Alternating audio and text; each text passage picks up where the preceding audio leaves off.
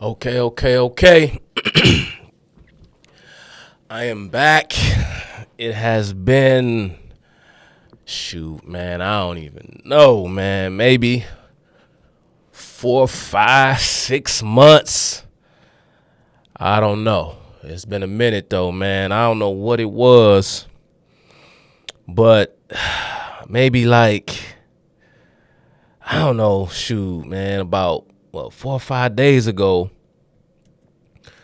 I was sitting around and I'm like, yo, man, you gotta get back in the studio, man. Let's go, Chuck. What you been doing, man?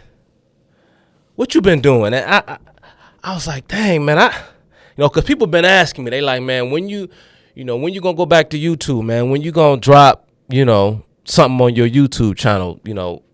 People familiar with, Chad Jackson know that I'm on his YouTube channel weekly. Every Sunday night, we do our show. He and I, Blanchard Robinson and Keisha King, every Sunday, 7:30 Eastern time. And so I was sort of focusing on that, and had a lot of other things going on. Personally, I've been very busy, just with life stuff, and so I just kind of sat, social media to the side a bit. Although I did, stay up on my obligations as far as the cutting through the culture is concerned. But, I just was like, yeah, whatever. Because I sort of have a love-hate kind of relationship with social media, because I really don't, I really don't care for it, too much. But I do it, I guess, because, I don't necessarily want to say I have to, but, yeah, here I am. And so, yeah, man, I'm like, yo, I gotta get back to YouTube, man. I gotta get back to YouTube. But then I thought about it. I said, but dang, but this up and coming weekend, it's the weekend before Christmas. So, nah, yo, I can't do it. Let me fall back. I can't do it, right? But then I thought about it again, and I said, man, no, like, what better way to usher in the final leg of the holiday season than to come on Instagram and do a live stream on Christmas Eve? What better day, what better way? And so I figured, F it, let's come in here and do it on Christmas Eve. I figured, man, people will probably be somewhere chilling, relaxing, feet up. Maybe they just not getting out of church. I don't know. But let's come in here and do something, on Christmas Eve. Y'all can see, I had to give y'all a bit of a little preamble here because I haven't been on social media by myself in a long time. Y'all can see I don't care nothing about this. Oh, I just dropped my phone. I'm sorry, y'all. My bad, Instagram. Yeah, so y'all don't care nothing about this. Let me tell y'all. So look, y'all see I'm looking real scruff, real scraggly right about now, right? Because I told myself, y'all, I'm going to let the facials grow in. All my fellas, y'all know what I'm talking about. When you want to reset your line, reset your facials, you kind of got to let it grow out, let it grow in. So that way, your barber can start clean, start fresh. So that was my plan. So I ain't even come here, not that y'all give a damn for real, but when you look professional, when you look nice and clean cut and well put together, people tend to take you more seriously. So, but unfortunately today, I'm coming at y'all rough and raw, uncut and unclean and unkempt. So here we are.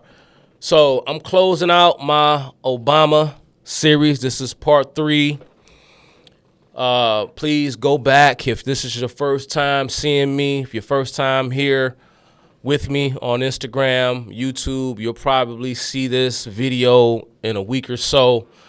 I have my laptop here with me, but I don't hook it up to Wi-Fi. I don't have internet connection for reasons because of the type of equipment it is. I don't feel comfortable linking in with or connecting to, all Wi-Fi systems outside of the one I use at my home. And so I only have my phone. And because I have more followers on Instagram than I do on YouTube, I can only live stream from one platform at a time. So I live stream on Instagram as opposed to YouTube. So come back, circle back. If you miss any of this, most of this, it'll be on YouTube in a week or so, depending upon when my homeboy gets the file to me and I can upload it.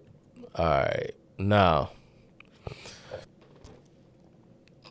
again, like I said, this is the closeout on my Obama talk. My homeboy told me that I only have about 2 hours and 12 minutes worth of space to get all of this, to run through all of this. So I'm going to try to run through it as quickly as I can, although I do have a 10-page long outline prepared to discuss with you all. I honestly don't think that I'm going to be able to do it, but I'm going to try nevertheless. So, where did we leave off last? Last we left off with the personal testimony of a man named Dr. John Drew. Dr. John Drew. Now, who is Dr. Drew?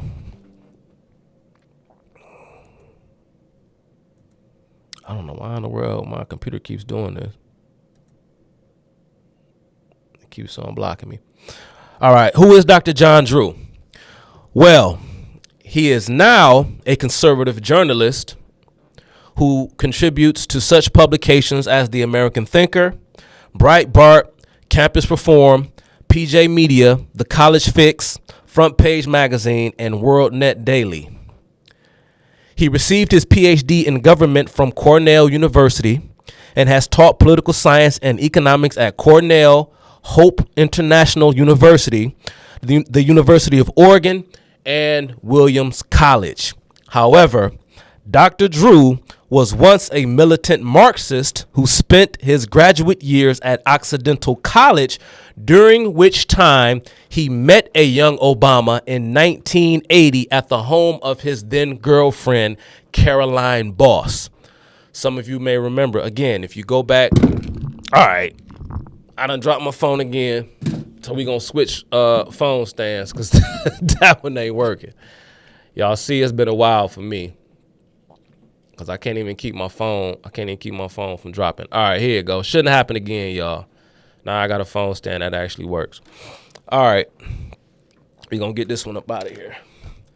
All right, so if y'all remember, in part 2 when I discussed Obama at the tail end, I gave a rundown, and this is according to the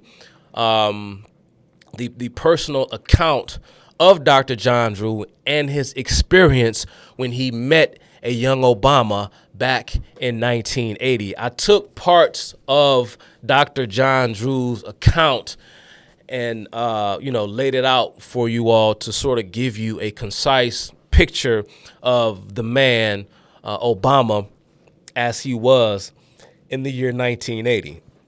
But if you go online somewhere, I was able to find it, you could probably find the full text of Dr. John Drew's personal account of what he experienced when he met a young Obama who coincidentally, as I just mentioned, was an associate of his girlfriend, a woman by the name of Caroline Boss.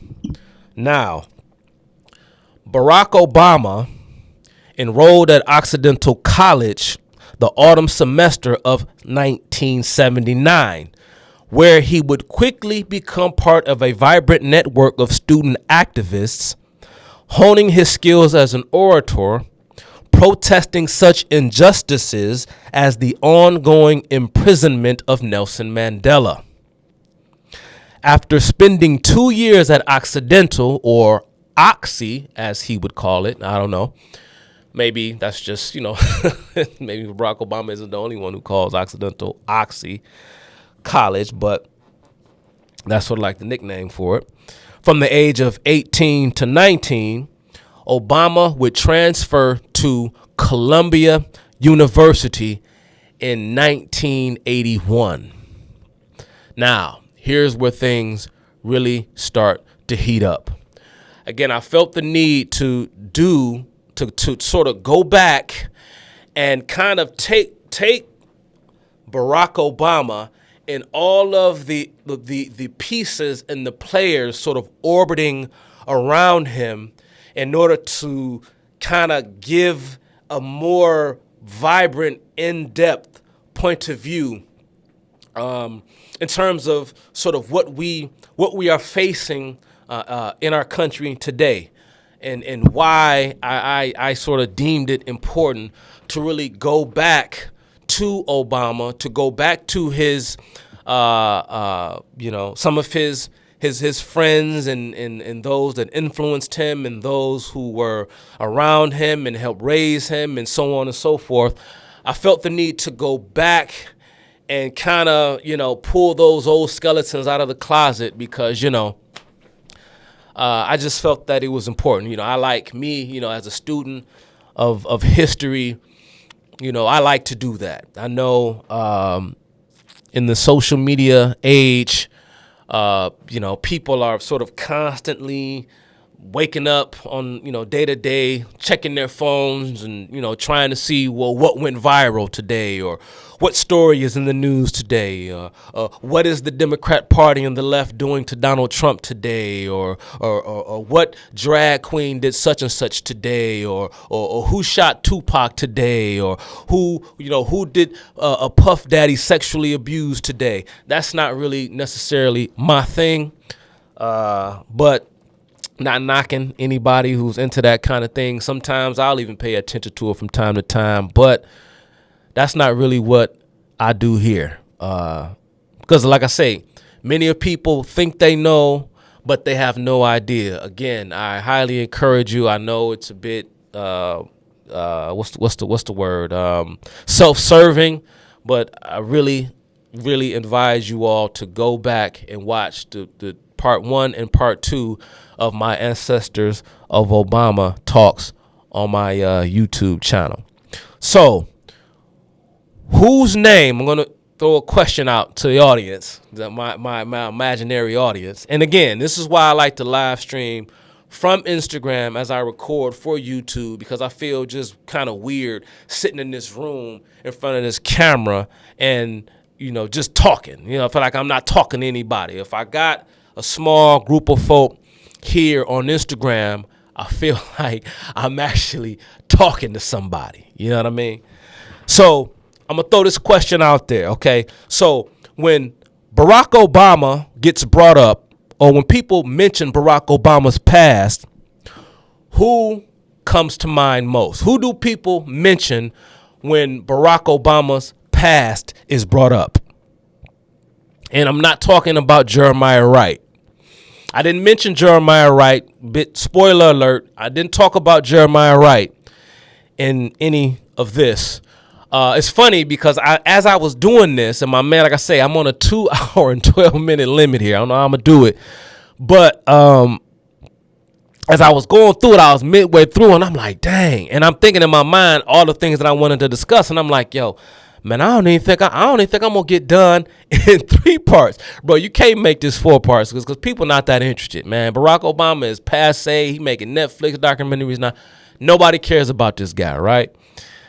So you can't make this 4 parts because it's just, come on, man. You got to move on. And I want to move on because, and this is another reason why I really felt the need to get the ball rolling before the end of 2023, because I got some big fish to fry. I got 2 names coming down the pike I want y'all to get ready for, because I'm going to unpack them as well. And that is Johnny Cochran. I'm going to expose Johnny Cochran and his radicalism and his connection to other left-wing radicals and radical left-wing groups. And I'm going to also exposed. Well, I'll tell you the second person I have in mind because I'm going to mention him in this discussion as well at a point. And yeah, so I felt that some certain people, certain individuals I left out for the sake of time, and Jeremiah Wright was one of those individuals. And pardon if I'm not in the comment section too much. My homegirl Pretty Liddy said you were right that the Christmas they saying Jesus is Palestine. I told you. Oh yeah. By the way, go my homegirl Keisha King. I appeared on her YouTube channel. We did a 2.5 hour long, I think it was, discussion on the history of Israel and Palestine. Go and check that out.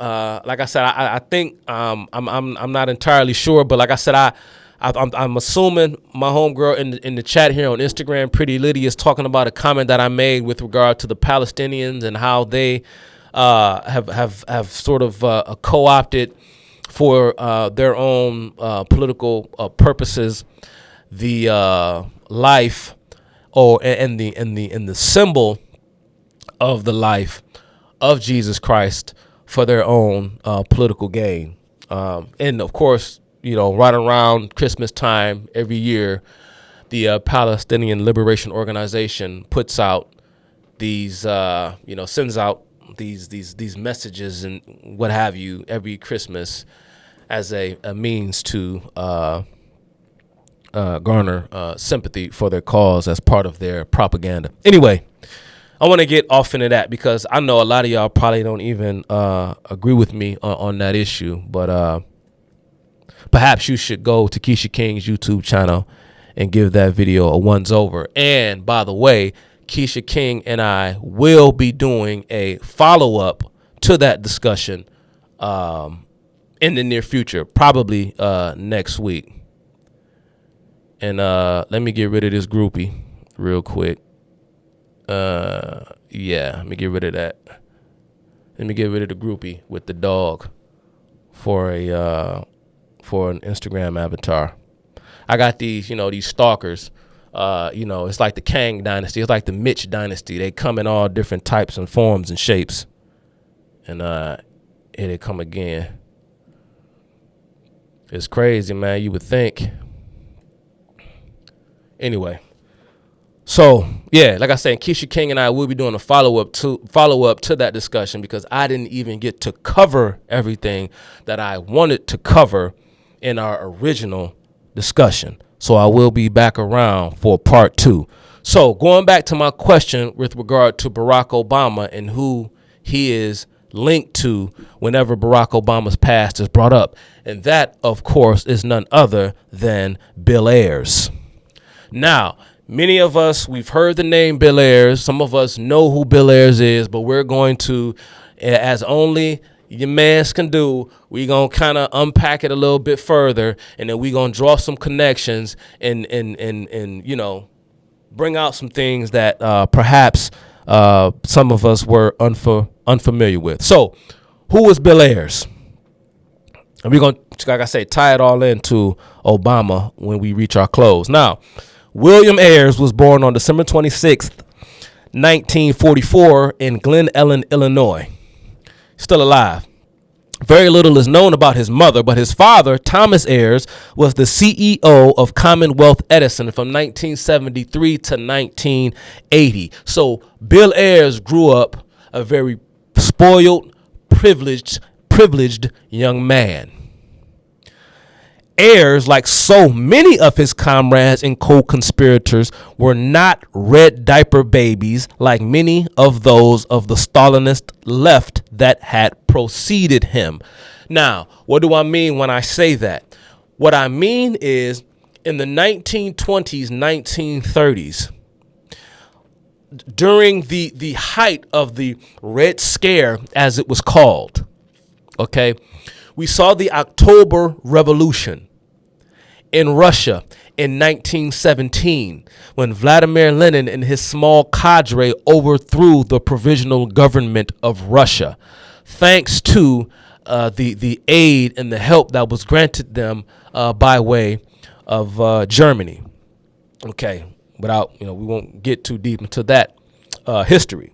But many of the pro-Stalinist left in America were first-generation Americans whose parents fled parts of Eastern Europe to escape the scourge of anti-Semitism. Now, these were individuals, and the individuals who would many of whom who would come to sort of define the new left, or quite frankly, what I refer to and what some others refer to as the neo-communist movement of the 1960s, were the children of these Eastern European immigrants. Some were, some weren't.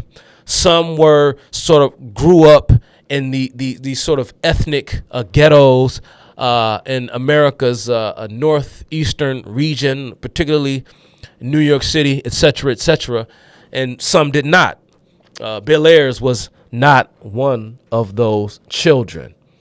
Let me like I said, I mentioned the neo-communist left, or the new left, was kind of like this sort of anti-Stalinist left.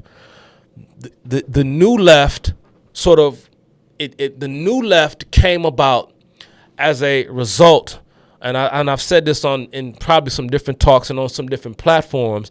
The new left was the sort of byproduct of the publishing of an intel document that was made public by Israeli intelligence of something. It became known as the Khrushchev report, and the Khrushchev report was published in the New York Times, I believe, if memory serves me correctly, based upon my research. I think the year was 1956, 1957.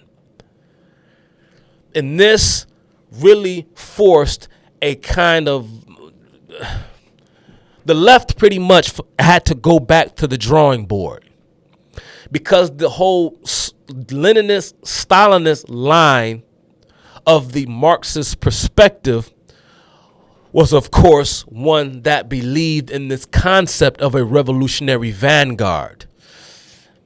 Meaning that that Mother Russia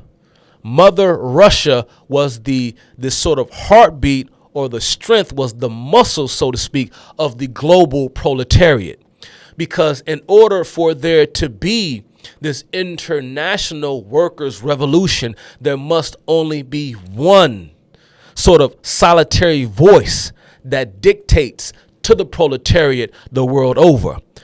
Once the wider public found out about the horrors that were taking place inside of Russia proper, it forced the left the world over to sort of reevaluate.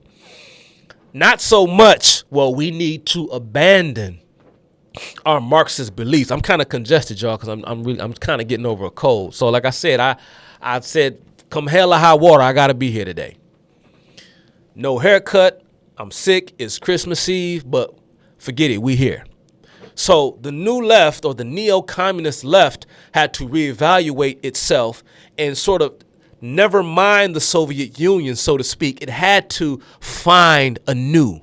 It had to find a new cause, a new calling card. And its new calling card, that being the neo-communist left, became this anti-colonialism and this emphasis on the sort of the quote-unquote liberation of the third world.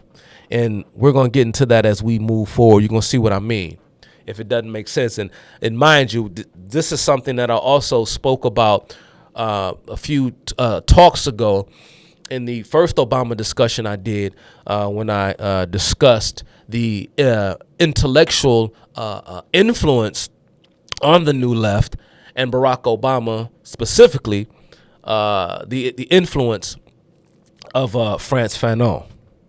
If you go back to the first talk, or it may have been the second one, I can't recall. But anyway, so Bill Ayers, back to Ayers. Ayers enrolled at the University of Michigan in 1964, where, like Obama 20 years later, he would become a student activist, participating in the university's first teach-in, and was arrested for a sit-in at the Ann Arbor Selective Service Office. Now, what is a sit? So these sit-ins, y'all, it's funny. You know, they would have these almost like these public lectures where the professors would go out there and they would have all their students, and they would have these these kind of ongoing again like lectures, but they would take the lectures outside of the classroom and they would have them in public, and they would occupy public spaces, and they would have these lecturers and professors and even students and so on would be shouting and chanting and almost like these college struggle sessions that they referred to as teach-ins, and these things became sort of all the rage across our college campuses in the 1960s. And this wasn't just an American phenomenon. This was happening in other parts of the Western world as well. Now, sometime during the late 1960s, Ayers would become a member of the infamous Students for a Democratic Society, known more by its acronym SDS. By 1969, Ayers had become co-head along with a woman by the name of Diana Oughton. Now, remember the name Diana Oughton. As a matter, I'm going to, as I read through my notes here, I'm going to tell you guys to kind of make mental notes of certain people, places, and figures and dates that I may name, that I may say, because again, these people, it's like a tangled web, and they come around over and over again. So remember Diana Oughton. He became co-head along with Diana Oughton of a splinter group that formed within the SDS known as the Jesse James Gang. The Jesse James Gang, which sort of acted as a kind of predecessor to a group that you all are familiar with, known as the Weathermen. And of course, we're going to discuss the Weathermen in due time. Now, we're going to pause for a second on Ayers because I want to get into the background of the Students for a Democratic Society. Now, Students for a Democratic Society was founded in the 1930s as the youth wing of a group founded in 1921 called the Student League for Industrial Democracy. This group was founded by three men: Norman Thomas, Jack London, and Upton Sinclair. Mind you, I'm going to give a brief synopsis of those three, but those three gentlemen alone, Norman Thomas, Jack London, and Upton Sinclair, those three men in and of themselves deserve a 2-3 hour lecture, just those three men alone. Now, the Student League for Industrial Democracy was itself an offshoot of the Intercollegiate Socialist Society, which was founded in 1905 by Upton Sinclair, Walter Lippmann, Jack London, and Clarence Darrow. Listen, y'all. Again, I know those four names alone, Walter Lippmann and his Clarence Darrow, a favorite of the Soviet Union and the Comintern. He was their hero. He was their champion. Again, there were so many names, so many organizations that I just couldn't name for the sake of time. From the National Lawyers Guild to the American Civil Liberties Union, on and on and on. All of these front groups for left-wing extremism, front groups for the proliferation and for the promotion of Marxist secularism, progressivism, atheism. Men like Clarence Darrow, Walter Lippmann were at the forefront of the corrosion and the corruption of American culture, American politics, and of American education. But I'm going to move on. The Intercollegiate Society was fashioned by its founders as the American version or branch of the London, England-based Fabian Society. Now, follow me. Now, you may have heard me mention the Fabian Society in the past. As a matter of fact, the Fabian Society even came up during my discussion on Martin Luther King Jr. So we've gone from the Fabian Society to the Intercollegiate Socialist Society to the Student League for Industrial Democracy to the Students for a Democratic Society. Notice how the mask changed, but the face stays the same. Now, let's get into these three individuals. Norman Thomas, born November 20th, 1884, died December 19th, 1968, was a Presbyterian minister who was a 6-time presidential candidate for the Socialist Party of America. Thomas, an alum of the famed Union Theological Seminary. Those of you who are in the know, when you hear of the institution Union Theological Seminary, alarm bells should be going off.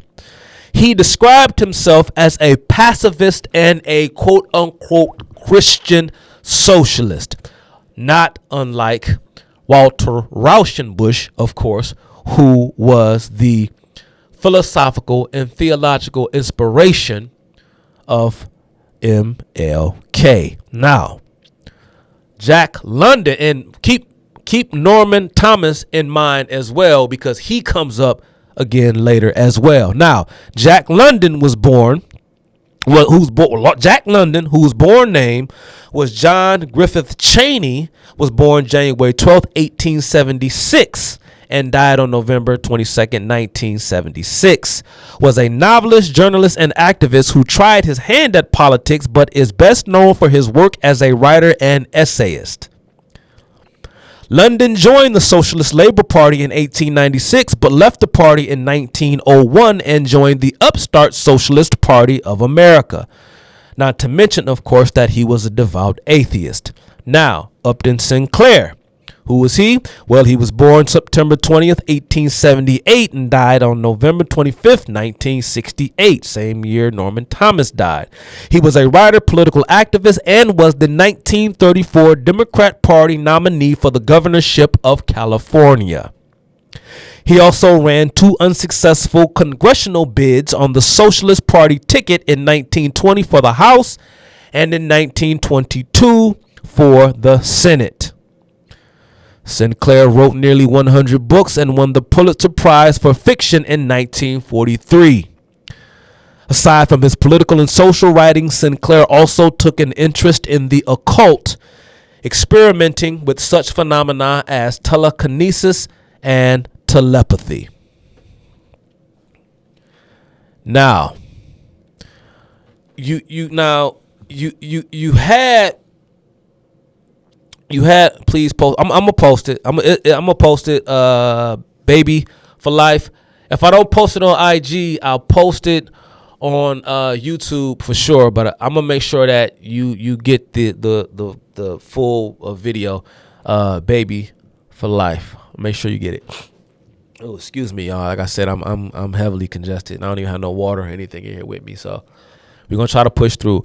So I put here in parentheses. So I said here to myself to remind myself to explain anti-communist socialists. So there were these sort of anti-communist socialist groups in the world and in America, especially. I mean, you had certain groups, again, like the Students for a Democratic Society or the Industrial League I'm forgetting what the heck were they called, because it's funny the names they come up with. Student League for Industrial Democracy. The Student League for Industrial Democracy claimed to be an anti-communist organization. The same can be said of other groups as well, who were socialist in terms of their ideology, but they claimed to reject communism, and anyone claiming to be a member of the Communist Party was not allowed membership to these organizations, so they claim. Now, even if they were, even if they meant this and did their best to enforce this rule, of course, some would inevitably slip through the cracks. Again, these were one of these organizations, the NAACP, which was a socialist organization, claimed on the surface to be an anti-communist organization. There were, staunch left-wing socialist labor leaders like A. Philip Randolph, who by all accounts was a kind of anti-Stalinist, anti-communist American socialist. But for that, A. Philip Randolph, whether he, voluntarily disassociated himself with certain organizations that he helped to start, like the National Negro Congress, which was a communist front, or whether he was thrown out. A. Philip Randolph is another socialist who was an alleged anti-communist. As a matter of fact, just to kind of drive the point home even further, that NATO, of course, NATO being, they say, was this sort of a sort of coalition, an allegiance, an alliance of states put together for the purpose of mounting a defense against the Soviet Union and its bloc states, right? But as point of fact, NATO was the mastermind in a way. I don't know. I guess it's a fair description to use the term a mastermind, but I will at least say that there were many socialist and socialist groups that played a huge hand in the creation of NATO. That may be something that I'll revisit in the future. Now, I bring that up because in the year 1959, marked a radical shift in the group's mission and focus when it lifted its longtime ban on the inclusion of known communists into the organization. This led to the merge, some would call it, with the Progressive Labor Party. The Progressive Labor Party is still around. You can probably go and pull up information on them online right now. If you just did a quick Google search, they probably, have their own website and so on. The League, as it were, would officially split from its youth wing, SDS, in 1965. So you sort of had the industrial democracy and the democratic society sort of being the student sort of branch. And once the student branch began to grow ever more radical, the League, which sort of saw itself as an anti-communist socialist group, because the student wing began to invite communists into its ranks, they split apart from them in 1965. By the mid to late 1960s, Students for a Democratic Society had approximately 30,000 members in 300 chapters across the country, making it the largest student organization in the country. Now, when you think of Students for a Democratic Society, or SDS, who comes to mind? Well, of course, that who would be none other than Tom Hayden. Tom Hayden. Now, who is Tom Hayden? Thomas Emmett Hayden was born December 11th, 1939 in Royal Oak, Michigan, and died on October 23rd, 2006 in Santa Monica, California. Hayden attended the University of Michigan as an undergrad from 1957 to 1961, and then again as a graduate student from 1963 to 1964. So now we're seeing the overlap between he and Ayers. He and Ayers probably met sometime around 1964. Hayden, like Ayers, was also no red diaper baby. But according to the statements of those close to Hayden, Hayden had a pathological hatred for anyone and anything, for anyone and everything. No one quite knew where it came from. He just had this chip on his shoulder that only his radical politics could seem to assuage. Now, again, if you all are interested more in the life of Tom Hayden, feel free to go and unpack it.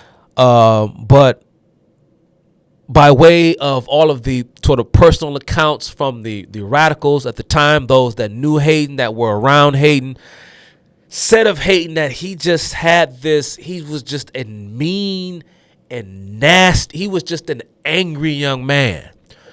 And there didn't really seem to be a logical or realistic reason or rationale for this rage. He just had this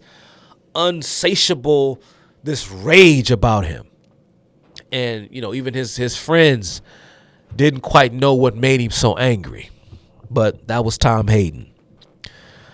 Hayden served as the president of the SDS from 1962 to 1963 and was the author of the first draft of the notorious Port Huron Statement, which was written on June 15th, 1962. Now, you all familiar with the Port Huron Statement? If you're not, I'll read a bit of it to you here.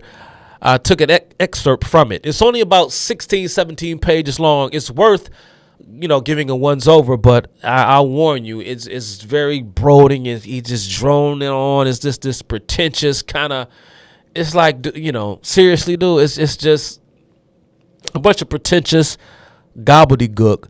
But again, the Port Huron Statement is key because the Port Huron Statement is seen somewhat as the definitive document or statement that officially began or identified and gave birth to the neo-communist left. Here is an excerpt from the closing of the Port Huron Statement. In summary, a more reformed, more human capitalism functioning at three-fourths capacity, while 1/3 of America and 2/3 of the world goes needy. Domination of politics and economy by fantastically rich elites. Accommodation and limited effectiveness by the labor movement. Hardcore poverty and unemployment.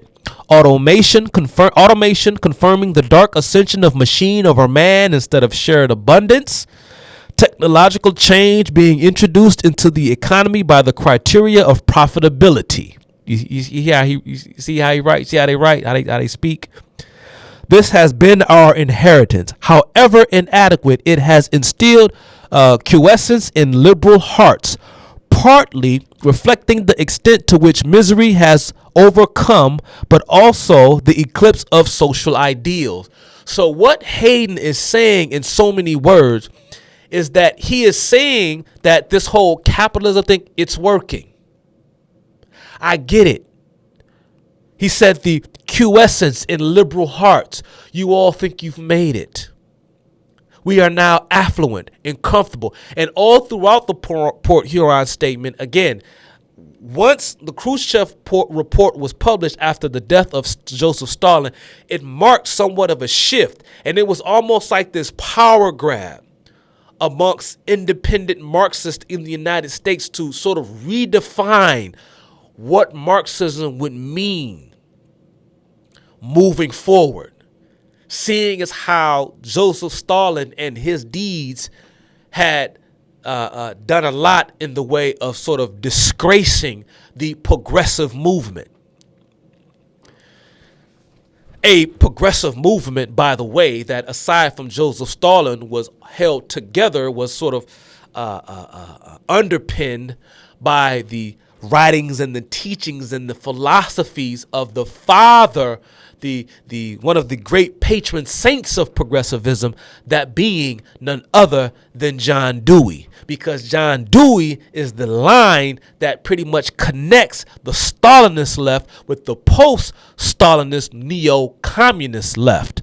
But throughout the Port Huron statement, you had Hayden lambasting both superpowers, that being the United States and the Soviet Union, for keeping the globe locked into a kind of status quo, which sort of prevented, as you can see here, it says, partly reflecting the extent to which misery has been overcome. So we've overcome our misery, but also the eclipse of social ideals. So what Hayden is saying, and what he says all throughout the Port Huron statement, is pretty much, do not become complacent. Do not allow comfortability to settle you and allow you to trade in that comfort in exchange, or to exchange your ideals for that comfort. Don't sell out, in so many words. Though many of us are affluent, and he puts affluent in quotations. Though many of us are affluent, poverty, waste, elitism, manipulation are too manifest to go unnoticed, too clearly unnecessary to go accepted. So, this is Hayden in the 1960s talking about, let me read it again. Though many of us are affluent, poverty, waste, elitism, manipulation are too manifest to go unnoticed. Yeah, I will, Angel. Are too manifest to go unnoticed.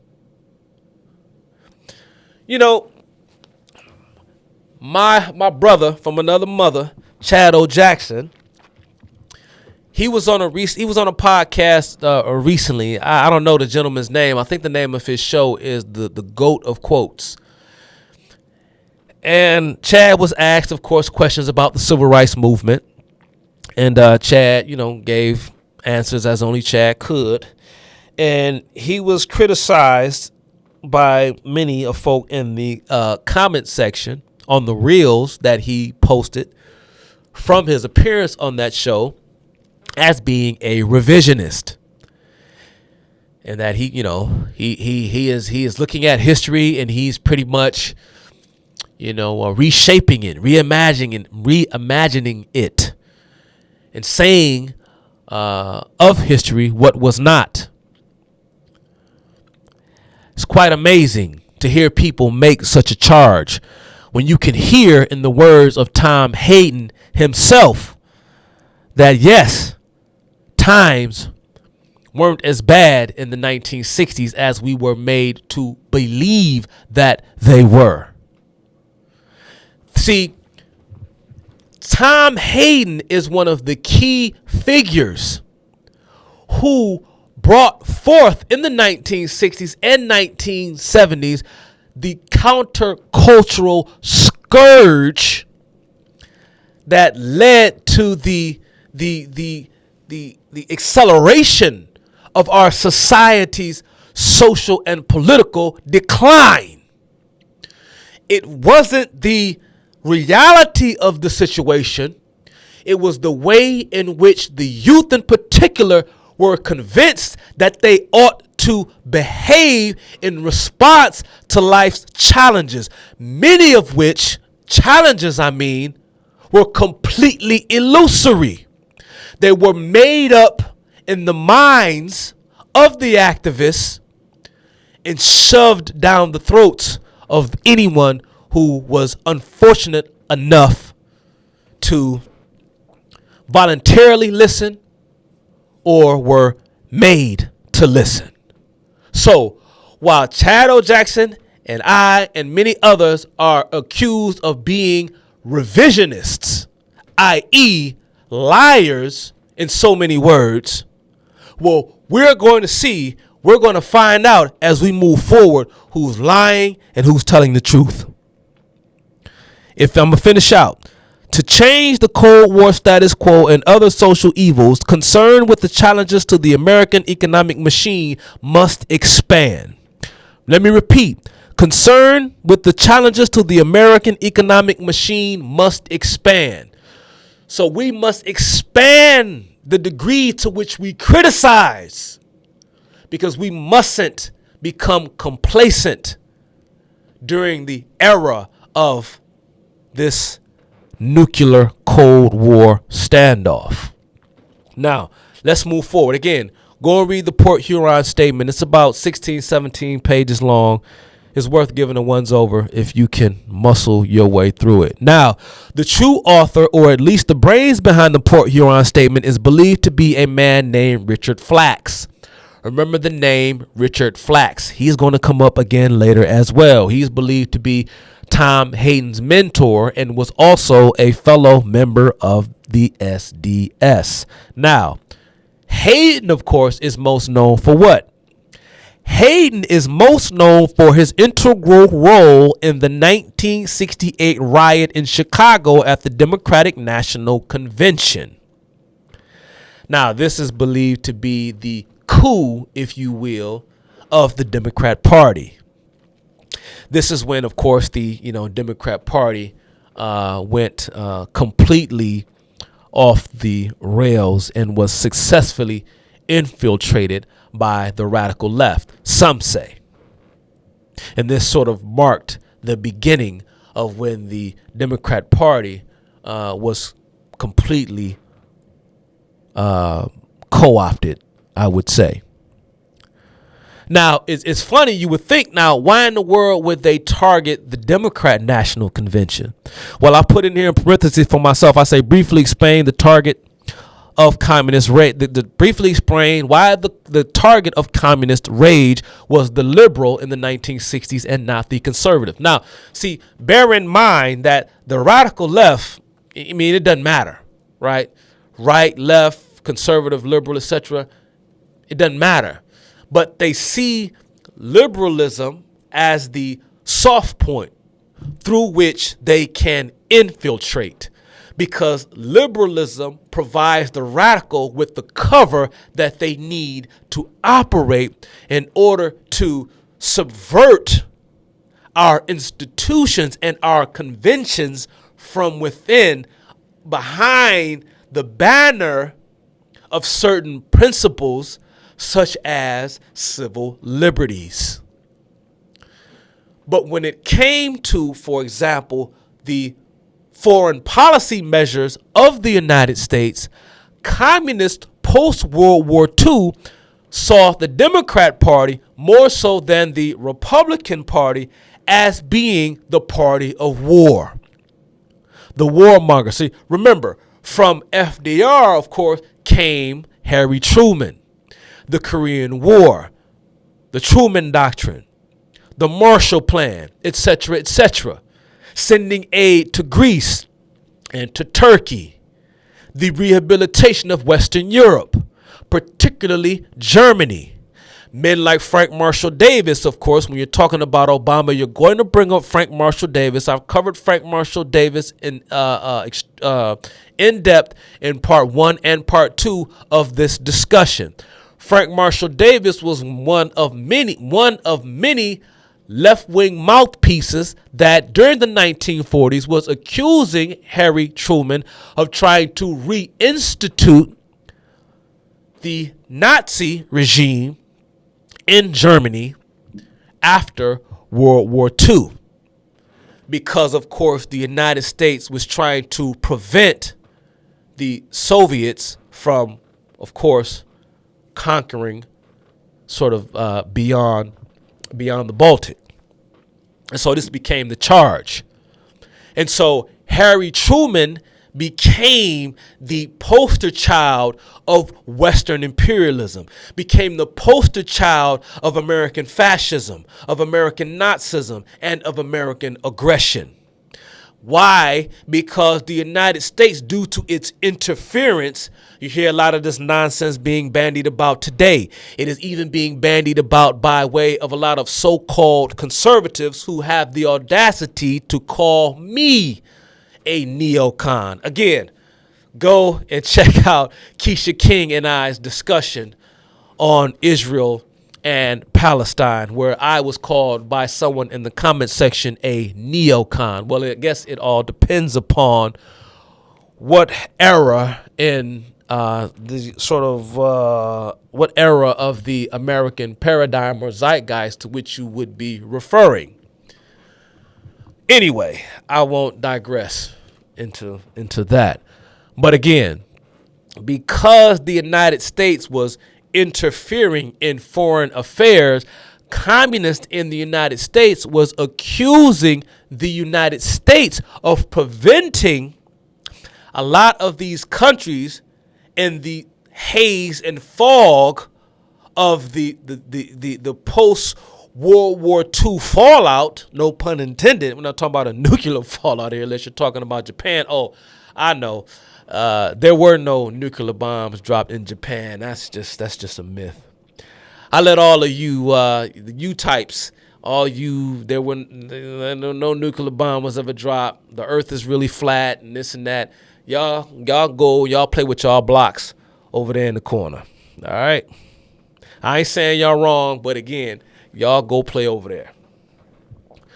Now, within the fallout of World War II, leftists in the United States were accusing the United States of preventing these countries from establishing their own democracies, quote unquote, or, undermining their right to self-determination.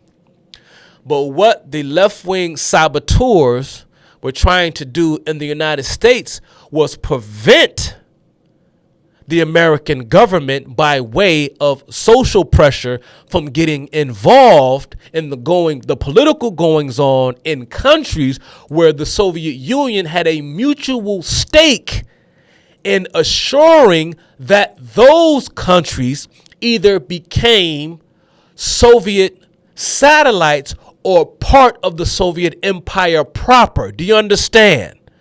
Because after World War II, right about the midpoint of the 20th century, when you also had this anti-colonial fervor that was sweeping the country, in the midst of the Cold War, you had this sort of mad grab going on between the world's two leading superpowers to sort of get these countries that were vying for independence to claim or align themselves with one country or the other, respectively. And so whenever the United States, or if the United States, this was the thinking, if the United States could retreat from certain areas, say, for example, like it did in China, if it could pull back from certain areas, this would allow the Soviet Union to then come in and take over from where the United States had retreated. So all of you people who think that we live in a world of 3 and 4 and 5 and 6 and 7 centuries ago, who think that global alliances are of no importance, that having a military presence outside of your own country is of no importance, that if a country who is being invaded by a mutual enemy, a country whose internal goings on, if it is not on the up and up, can serve as a potential threat to your own national security. If you do not feel the need to help another country in need in times of conflict, when the potential demise of that country could very well pose a risk to your own national security, let me just tell you this. I am so thankful that you ain't running shit. I am so thankful that you don't run a damn thing but your mouth on social media. And that's all I'm going to say to y'all, because I don't know what the hell world you think you live in. Because if it ain't you, it's going to be somebody else. All right. Now let's move on, because I know I done made a lot of y'all mad. oh, America, we need to just get into everybody's business and leave everybody alone. Why are we worried about what's going on over there? Why are we worried about what's going on over there? Okay. So you just go ahead while all of your enemies make alliances. And then you see what's going to happen to you. I swear to God, man. People ain't never picked up a book or they ain't read a damn thing. So again, the Democrat Party, starting with Truman, was sort of like the object of ire for communists in the United States because, again, they saw the Democrat Party as the party of warmongers. Beginning with Truman, of course, and again, there was some flack, again, toward Eisenhower, but it didn't necessarily quiet down. But again, there was this kind of brief respite during that period. And then again, once the baby boomers came of age in the 1960s is when they began to ramp up once again. And of course, JFK, who the left despised. And of course, the left, long before they hated Nixon, they hated JFK. And they also hated LBJ. Hey, LBJ, how many kids did you kill today? That's one of their favorite slogans. The radical anti-war left. Now, the chief organizers of the riot were, and this is how a source that I found, this is how they worded it. The chief organizers of the riot were beaten, gassed, arrested, and charged with conspiracy. That's how one source put it. The conspirators became known as the Chicago Eight. These eight consisted of. Hold on. Hey, oh shoot, hold on, y'all.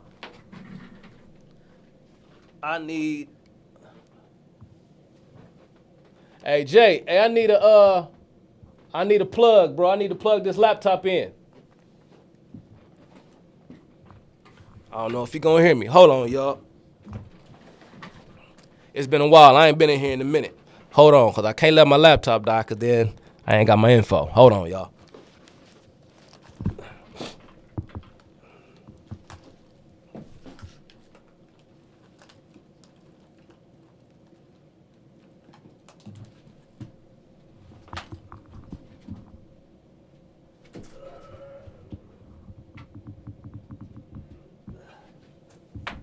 There we go. All right, there we go, y'all. Never mind, bro. I found a plug. You see what happens when you don't come online for 5-6 months? You forget how to do things. All right, my laptop all plugged in. I'm ready to get back at it. So these 8 consisted of. Oh, man, I'm glad to be doing one, bro. These 8, the Chicago 8, consisted of, you all know who they are, Tom Hayden, Abby Hoffman, Jerry Rubin, Bobby Seale, David Dillinger, Rennie Davis, John Fornés, and Lee Weiner. They eventually, of course, became the Chicago 7 when the decision was made to try Bobby Seale individually. In short, Seale was sentenced to 4 years for contempt of court, which was overturned in 1972. And the remaining 7 were acquitted of all conspiracy charges.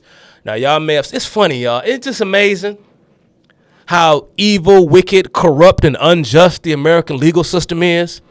And everywhere you look up, every time, every significant instance, whether we're talking a riot from political agitation to outright murder in the streets, how many of these men and women involved in conspiracies and in crimes,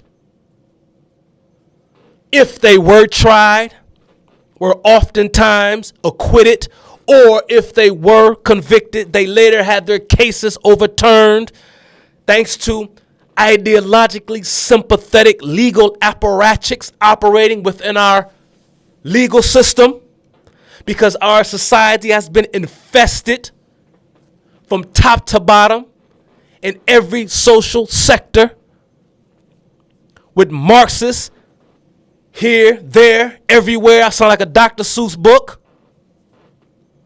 But yet, no justice, no peace.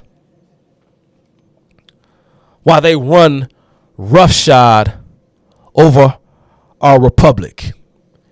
It is hardly a republic, or at least one that any of us or any of our forefathers would recognize. Now, did y'all see the Netflix film on the Chicago 7? I didn't. I didn't even watch it. I ain't want to watch it because I knew it was going to be full of BS. I knew it was going to be a bunch of propaganda, but maybe I'm wrong. Maybe that's unfair of me because, you know, I didn't watch it, so I don't know what was in it. But if you care to watch the Netflix film, I don't know if it was a film or a TV show, I don't know. The Chicago 7 on Netflix. I didn't care to watch it because the reality is that it was a conspiracy orchestrated by Tom Hayden and his cadre, and they went to Chicago to deliberately start a fuss and to start a riot at the Democrat National Convention. As fate would have it, they chose Chicago not simply because it was the site of the 1968 Democratic National Convention, but it was also the mayoral home of none other than Richard J. Daley. And the reason why that is significant is because that very same year, 1968, I think the Democrat National Convention took place the month of August in that year.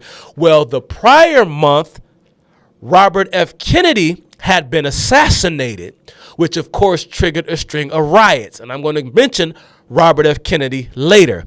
And then rewind a couple of months prior to that month, which was June or July. So I think Bobby Kennedy was assassinated in June. I think it was June 6th. He was killed June 6, 1968. You have the Democrat National Convention, I think, in August of that year. 2 months prior, RFK gets assassinated. 3-4 months prior, Martin Luther King is assassinated in April 4th, 1968. Now, both events set off a string of riots. In Chicago in particular, of course, and this is often cited, that it was Mayor Richard J. Daley that gave police in Chicago shoot to kill orders. This is the reason why, and this is coming by way of those who knew Tom Hayden personally and were personally involved in the organizing of the 1968 Democrat National Convention riot, who was there when the planning occurred. And Chicago was strategically picked because they knew that Chicago's law enforcement would get aggressive with them, and the hopes was that we're going to take a sad little, we're going to journey off a bit because I think this is interesting. Now, of course, we are all familiar with Hayden's famous wife, Jane Fonda, to whom he was married for 17 years. They married in 1973 and divorced in 1990. Fonda herself would travel to Hanoi, which was the North Vietnamese capital, in 1972, which resulted in her receiving the pejorative from her critics of Hanoi Jane. Much of the controversy stemmed from photos that were taken of her sitting in an anti-aircraft gun, appearing as though she was shooting down American aircraft. Fonda claims that she vehemently tried to block those photos from being published. Fonda claims she was protesting the U.S. the U.S. government, not the troops. Again, this is a complete and utter fraud. This is a complete and utter lie. Those longing for the demise of the West they always make that excuse. I'm not here saying that there cannot be a legitimate, conscientious, good faith objection to a war or to a conflict. I'm not saying that. But when you're talking about whole scale, systematic, formulaic, protracted, concentrated agitation, you're not talking about a good faith objection to a war. You're not talking about an anti-war movement. You're talking about an anti-American movement. That's what Jane Fonda was standing up for. That's what Jane Fonda was representing. May I remind you, this is the same Jane Fonda who once said, and I quote, this is Fonda, if, some of you are probably familiar with this quote, if you understood what communism was, you would hope, you would pray on your knees that we would someday become communist. I, a socialist, think we should strive toward a socialist society all the way to communism. End quote. That is Jane Fonda, the very same Jane Fonda you still see today, the same Jane Fonda from the old workout videos. This is the same Jane Fonda who, to this day, has been trying to make excuses for her despicable acts going all the way back to the 1970s. Or it gets even worse than that. Again, Jane Fonda is another individual who deserves her own Teach 'em Chuck deconstruction. And maybe I'll get her one day. Jane Fonda's father, Henry Fonda, was a member of the 1947 Committee for the First Amendment. The 1947 Committee for the First Amendment was a committee that was created in order to legally, politically push back against the unconstitutional overreach of the House Committee on Un-American Activities, HUAC. The 1947 Committee for the First Amendment was, of course, spearheaded or led by perhaps the most famous actor in America at the time, Humphrey Bogart. Which, of course, if you are familiar with some of my previous talks, I went into detail about the air of suspicion hovering over the head of Humphrey Bogart, who may have very well been a member of the Communist Party himself. But I won't get into that today. But the Committee for the First Amendment was, of course, another communist front group. Now, Fonda's trip, my boy Chad, what's happening? Fonda's trip and subsequent speeches were organized by a man named Wilford Burchett, who, according to KGB defector Yuri Kratkov, was a spy for the Soviet Union. Hayden and Fonda would become a tabloid magazine cover couple, appearing on the front of People magazine on June 23rd, 1975, and again on May 24th, 1982. Ain't that cute? Hayden enjoyed a lengthy career in politics in the state of California's Democrat Party machine from the mid-'70s to the early 2000s, along with a vibrant academic career where he taught at Pitzer College, Occidental College, Harvard University's Institute of Politics, and the University of California, Los Angeles. Again, Chad is a revisionist. I'm a revisionist. Mind you, nearly every single solitary person that I name in this discussion has either a link to education or have been or are flat out professors at a major American university today or at some point was. And you wonder why history is told the way in which it is. How in the world does a man like Tom Hayden become a prominent professor at an American university where he gets to teach and spot off this BS? Your boy, Bill Ayers, a professor at the University of Illinois College of Education. His wife, Bernadine Dorn, a professor of law, I believe, at Columbia University. I can go on and on and on. But we're revisionists. You make that make sense, because these are the types of people that are telling you your history. These folks who are themselves also unrepentant. It's not like, again, I mentioned Columbia University in the past as well.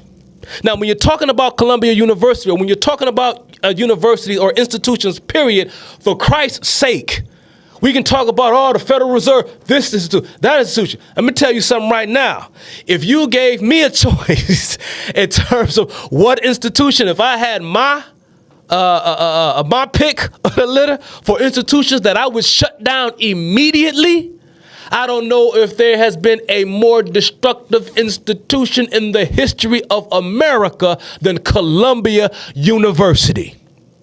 And I get it, albeit our hero, one of our heroes, the great Dr. Thomas Sowell, received his master's degree from Columbia University. I know there are some exceptions to the rule, but even he would tell you that Columbia University ain't worth a you know what. That's just a side note, a sidebar. But again, these are the folk, these people. In 2011, remember, this is one of the reasons, this is how we remember Bill Ayers. Remember, because the New York Times printed an interview it conducted with Bill Ayers that was published the very same day of the World Trade Center and Pentagon attacks. Remember. And within that interview, in that article printed in the New York Times, Bill Ayers, quote, said that I still admire the eloquence and the poetry of explosives. I do not regret my activities that I partook in back in the 1970s. As a matter of fact, I wish we had done more. This man went on to become a professor of education at the University of Illinois. And you wonder why your history is told the way in which it is. Now, let's move back to Chicago. And let's get into the days of rage and the birth of the Weathermen. This is the section of my outline here. The days of rage and the birth of the Weathermen. What are the days of rage? The days of rage were a series of riots during 3 days of upheaval in Chicago from October 8th to October 11th. This was 1969. Building off of the success of the 1968 riot, the goal was to create a national action in the streets to end America's involvement in the Vietnam War. This effort was chiefly organized by an emerging leader within the SDS crowd, the aforementioned Bill Ayers. Now, side note, throughout the days of rage, you had all types of student activists coming in from all parts of the country, especially Chicago, New York, Detroit, etc., right? And you may think, well, what the hell did they do for 3 days? Where did they stay? Where did they lodge? Where did they eat? Who fed them? Who sheltered them? Well, guess who pitched in to lend a hand to the peaceful protesters? The churches. Most notably, a church in Chicago called University Disciple Church. But they weren't the only church. There were a multitude of churches that housed the young radicals. But they made 2 exceptions to the help they gave. They said, well, you can stay at the church and you can lodge here, but we have 2 rules. No weapons, no guns, no drugs. Both rules, of course, were violated. And mind you, this is how the rioters largely evaded arrest from the police, because the police was apprehensive and were hesitant to kick down the door of a church. You see how they do. You have to understand the tactics of the left and how low down they get.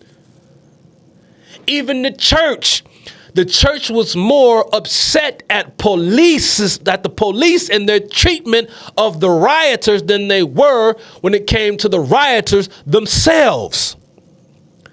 And the police could not get to a lot of the rioters because the rioters had safe refuge at many of Chicago's local churches.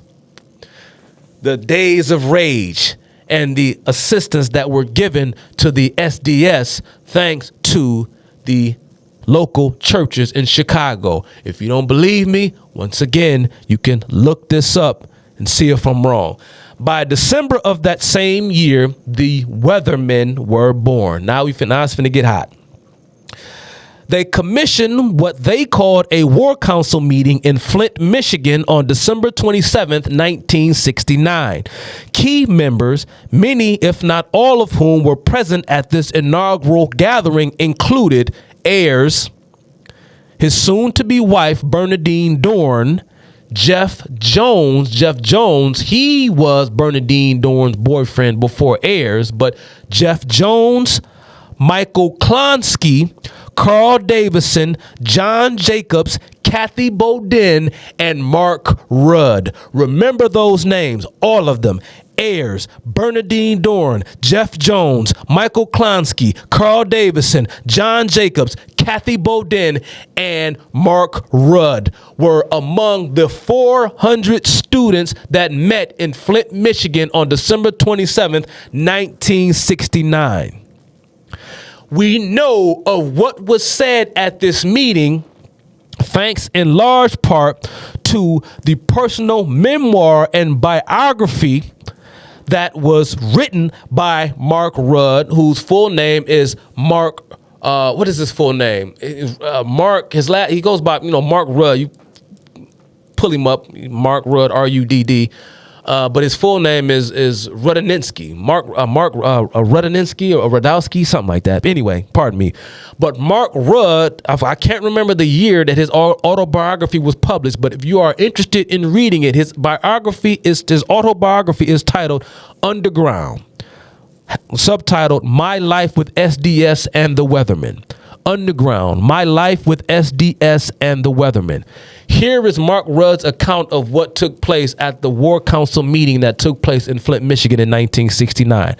John Jacobs addressed the group saying, now these are just some quotes, just to get you in the frame of mind of what was in their frame of mind at the time.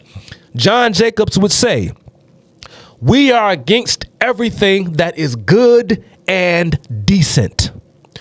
Bernadine Dorn would say, "We're about being crazy motherfuckers and scaring the shit out of hunky America." Mind you, I don't know if it was a black, brown, red, yellow face in sight. All approximately 400 of these fools was as white as snow. And this is how they talking. Mark Rudd would say, "It's a wonderful feeling to hit a pig. It must really be a wonderful feeling to kill a pig and to blow something up." Kathy Bodin would say of the mothers of white children, calling them pig mothers. And singing, of course, this was around Christmas time. She, made a play on Ben Crosby's song, famous song, "I'm Dreaming of a White Christmas," by singing "I Am Dreaming of a White Riot." Remember the name Kathy Bodin too, because she's going to come up later. And also, of course, remember the name Mark Rudd. Bernadine Dorn would go the furthest. Let me move back to Dorn. She would go the furthest, however, saying of the Sharon Tate murders. Now, you all know who Sharon Tate is, right? Excuse me, y'all, for my congestion. I want to sound gross all in the mic. But, of course, Sharon Tate was the spouse, the wife of Roman Polanski. Again, y'all, Roman Polanski, I go over in the corner with your blocks, your crayons, and your coloring books and go play with the flat earthers. All right. I get it, but we just gonna deal with what we know. All right. Now, we all know Sharon Tate, she wasn't the only victim. She wasn't the only one to perish at the home of Roman Polanski at the hands of the Manson cult. But again, she being the most famous person, of course, this is, known simply more so as just simply the Sharon Tate murder, or the Sharon Tate murders, the Manson cult Sharon Tate murders. Here's what Bernadine Dorn said of the Sharon Tate murders. She says, "Dig it. First they killed those pigs, then they ate dinner in the same room with them. Then they even shoved a fork in the victim's stomach Wild. And of course, this became known as the weather salute. The four fingers for the four prongs on the fork that was left in the pregnant stomach of Sharon Tate. Now, of course, Weathermen, of course, was a play on a famous Bob Dylan song. This is where they got their name from. They got their name from Bob Dylan. I forgot the name of the Bob Dylan song. Some of y'all in the comment section could probably help me out. But the famous line in this famous Bob Dylan song was, of course, that you don't have to be a weatherman to know where the wind blows. Now, Rudd would also go on to say in his memoir, detailing the zeitgeist of the group, so to speak, that we shit on all of your conventional values, you murderers of black revolutionaries and Vietnamese babies. There was no limit to our politics of transgression.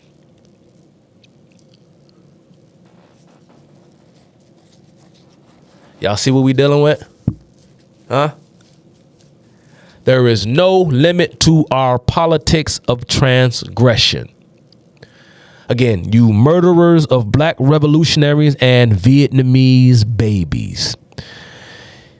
It has long been rumored as well that members of the group were in contact with Cuban revolutionaries via the Cuban embassy in Canada. But again, that's largely just rumored because even to this day, former members of the Weather Underground refused to fully disclose what connections, if any, they had to the Cuban government. Now, the Weathermen would go on to take credit for approximately 25 bombings, including the U.S. Capitol, the Pentagon, the U.S. State Department building in D.C., the California Attorney General's office, and a New York City police station.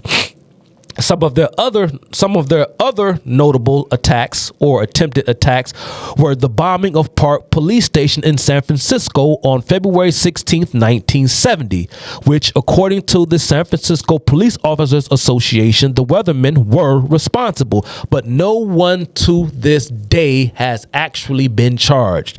That is the official stance of the San Francisco Police Officers Association to this very day. No one has been charged, and they know very well, or have under good suspicion, that Ayers and his cadre were in fact responsible. The attempted bombing of, now this is one here that you all are probably familiar with, the attempted bombing of Fort Dix Army Base in New Jersey, during which time a dance was to be held for returning Vietnam soldiers and their dates, girlfriends, and wives. However, members of the group were assembling the nail bomb in Greenwich Village when the bomb exploded unexpectedly, killing 3 weathermen. The 3 weathermen that were killed in this accidental explosion were Diana Oughton. Remember her? She's dead now.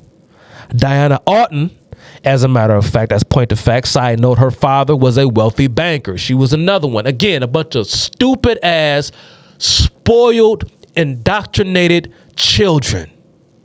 Don't know their elbow from their asshole. Don't know shit from Shinola. A bunch of stupid, spoiled children. And now Diana Oughton is dead because she tried to make a bomb which was meant to detonate at an army base where a dance was to be held for soldiers returning home from Vietnam. She's dead now. And her great-grandfather is said to have played a key role in the founding of the Boy Scouts of America. Diana Oughton was also a U of M alumni. Also, the other 2 weathermen dead were Terry Robbins and Ted Gold. Now, Kathy Bodin, she was also present, but she survived. Interesting bit of trivia, Dustin Hoffman, the actor Dustin Hoffman, he was a witness to this explosion because he was a neighbor of whoever owned or rented that unit. He actually stayed not too far from where this explosion took place. And so, yeah, I just thought that was an interesting bit of trivia that the actor Dustin Hoffman was a witness to this explosion. They also planned on bombing a Detroit Police Officers Association building, but the bombing never occurred. Now, the deaths of Auden, Robbins, and Gold turned them into new martyrs for the revolutionary cause. The Weathermen would go on to draft a manifesto published in July of 1974 titled Prairie Fire: The Politics of Revolutionary Anti-Imperialism. Please go and read the Prairie Fire Manifesto. It's about 160-something pages long. You can get through it in a day if you focus. I highly urge you all to go and read the Prairie Fire Manifesto. The foreword features a photo of the three dead Weathermen with the words, "Three of our comrades who gave their lives in the struggle. March 6th, 1970. This perhaps marked the group's transition from the Weathermen to the Weather Underground." Now, of course, the Weather Underground, because, the movement had to go underground, because if the United States was ever going to be successfully Sovietized, they had to trigger the revolution by violent means. The time of talking and theorizing was over. This was their belief, because they were taking their marching orders from the new patron saint of the communist movement post the death of Joseph Stalin, which was Che Guevara. Now, the Prairie Fire Manifesto was written and signed by Bernardine Dorn, Bill Ayers, Jeff Jones, there's Jeff Jones again, and Celia Sojourn. Now, here's an excerpt from the Prairie Fire Manifesto. I'm going to read this. Ooh, I'm going to get through this, y'all. Let me see how much battery life I got. Okay, I got enough. We'll get through. Even if my YouTube thing stops, I'll chop it up and I'll find a way to, anyway, I'll make it work. Or my homeboy will make it work. I'm not the technological genius. I'm just an idiot with a laptop. But we'll make it work. Here's an excerpt from the Prairie Fire Manifesto. We are a guerrilla organization. We are communist men and women underground in the United States for more than 4 years. We need a revolutionary communist party in order to lead the struggle. Give coherence and direction to the fight. Seize power and build the new society. We have only begun. The only possibilities are victory or death. Our intention is to disrupt the empire of American imperialism, to incapacitate it. The only path to the final defeat of imperialism and the building of socialism is revolutionary war. Without armed struggle, there can be no victory. Again, this document is 163 pages long and free online for anyone who wants to read it. And of course, they were taking their marching orders from the new patron saint of the left, Che Guevara, who once said, "You must," say it with me, y'all. Y'all know Che Guevara's famous quote, "You must create you must create 2-3 mini Vietnams to destroy U.S. imperialism. And you must open another front within the United States itself." Again, you have to understand, you had the Cuban Revolution. So now, so imagine if you're this young, idealistic, pie in the sky, young Marxist graduate student, and and this is your dream. This is your you want to socialize. You've bought into the dreams and the promises of Marx's theories on economics, politics, etc. Right? So the goal of, I guess, containment, right, was to, again, contain the Soviet Union, by especially keeping communism out of the Western Hemisphere. So now you have communism clearly afoot in the Western Hemisphere, in Latin America, with Cuba, of course, taking the lead. Now you have other Latin American countries, Spanish-speaking countries in Central and South America. Colombia. You know, later on, we would have Grenada and Nicaragua and so on. And of course, you know, Venezuela decades later in the night. And so here you have communism in the Western Hemisphere. By then, you pretty much had the United States all pretty much not militarily defeated, but the United States had been politically defeated in Indochina. So the Vietnamese, the North Vietnamese in particular, had defeated the United States. Cuba had become communist. So now, like dominoes, the belief was that more and more countries in the Western Hemisphere was going to become communist. And to quote Vladimir Lenin, the United States would fall like ripe fruit into the hands of the Soviet Union. So they're thinking in their minds, this is it. It's over. The United States is done. Finito. It's about to fall. The only thing that we must do now is do our part, which is instigate the toppling of the United States from within. And we're going to do that through revolution. So you guys have to think of what the world must have looked like to them in the 1970s. It was on. Right? They didn't see the future that was to come. Now, the four authors, this is another side note here, but not so much a side note because we're still talking about the Weathermen and the Prayer Fire document, Now, the four authors also dedicated their manifesto to Sirhan Sirhan. Who was Sirhan Sirhan? You all know who Sirhan Sirhan is. He was a pro-Palestinian Jordanian extremist and the assassin of Robert F. Kennedy. Sirhan was radicalized by his opposition to Israel's conquest of the Gaza, West Bank, and Jerusalem at the end of the Six-Day War. Again, y'all, I'm not using this as some cheap opportunity to talk about Israel and Palestine. I'm not doing that. Again, there's no way. How could I have done that? They're the ones who dedicated the Prayer Fire Manifesto to Sirhan Sirhan. I didn't do it. So, you're talking about one of the most famous and tragic assassinations in America's history. Why wouldn't I mention it? They mentioned it. I'm just telling you about Sirhan Sirhan. He directed his fury toward Senator Kennedy for his public support of Israel during his 1968 presidential campaign. The assassination of RFK took place 1 year after the start of the Six-Day War, and bystanders recall hearing Sirhan say upon his apprehension that, quote, "I did it for my country," unquote. Now, again, for all of you that Sirhan wasn't the shooter, somebody else did it.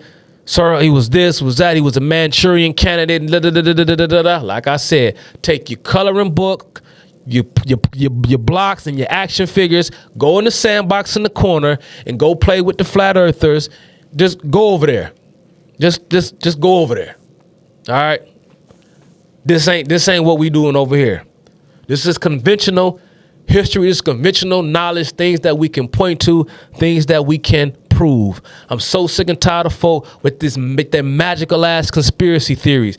If you notice, when you go to a bookstore, for example, it's funny because a lot of these conspiracy theory type, materials and whatnot, they have them in the New Age section. I used to spend a lot of time in that section back when I used to visit Barnes and Noble back in my heyday. And this is where they keep them, because a lot of this conspiratorial type thinking has become a kind of new age religion for a lot of you so-called truth seekers. I may unpack that on another day because you all are missing something severely. Or perhaps let's not blame it on Sirhan Sirhan's dedication and his pro-Palestinian extremism for the assassination of JFK. Maybe we should blame it on J.D. Salinger. Y'all know who That probably went over y'all head. I'm gonna leave it alone. J.D. Salinger is the man who wrote The Catcher in the Rye. For y'all don't know what J.D. Salinger is, and if you don't get the references, then anyway. We also know of much of the goings on within the Weathermen thanks to the 1974 Senate testimony of FBI informant Larry Grathwohl. Now, I know many of you know who Larry Grathwohl is. I know you all have heard his name. If you do not know who Larry Grathwohl is, please familiarize yourself with him. You can read his book he wrote titled Bringing Down America, an FBI informer with the Weathermen. Or you can watch, and I highly recommend you do so. As a matter of fact, I know, like I said, it's Christmas time, you know, Merry Christmas and all that good stuff. Happy cheer and love and family and the joy of giving and sacrifice and whatever the case, you know. But you know, maybe afterwards, or, you know, maybe this type of stuff don't bother you. But whenever you get a chance, go and check out the 1982 documentary featuring Grathwohl titled No Place to Hide, The Strategy and Tactics of Terrorism.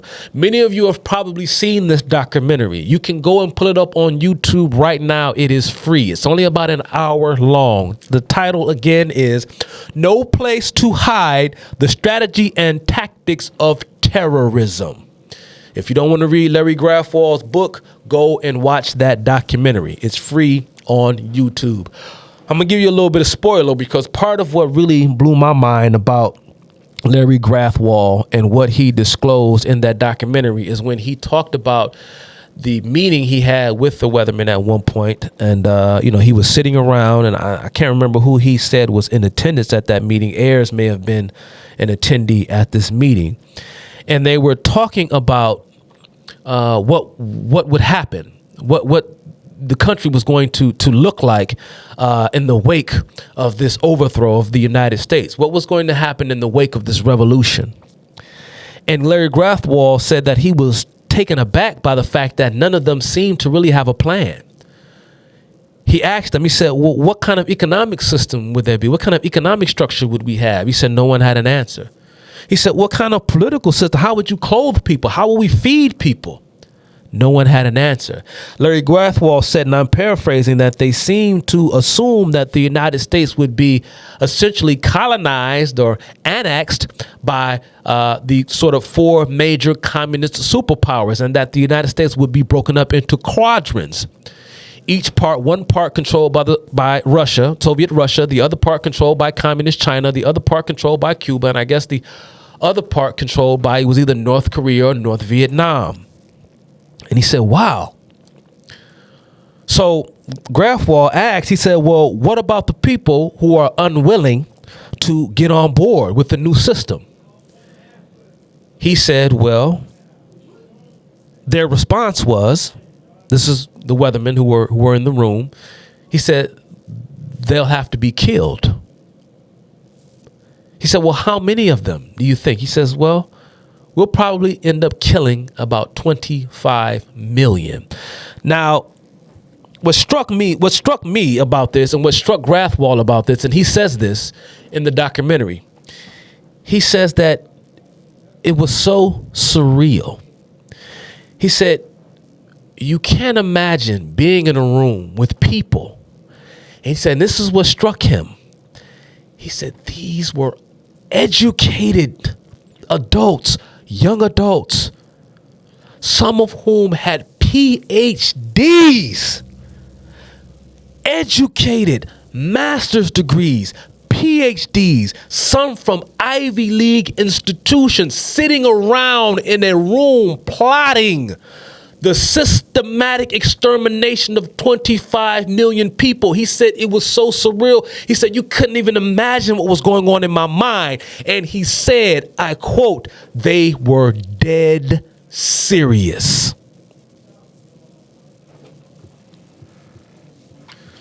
25 million people, a group of Ivy League educated human beings plotting how they were going to murder 25 million people. That's what their education amounted to. That's what all this fairness and social justice and equity bullshit amounts to. Corpses.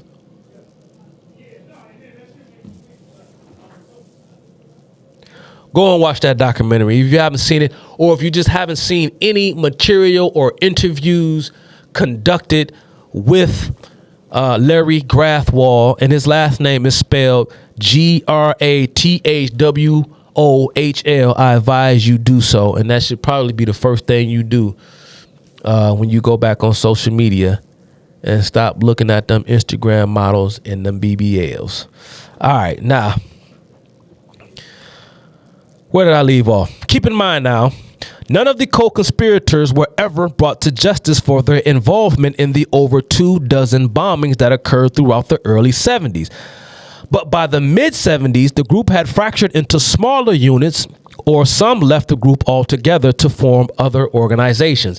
Now, the reason why the radicalism, why it kind of tampered off, is because, well, they essentially succeeded in a sense because the United States had surrendered. They surrendered French Indochina.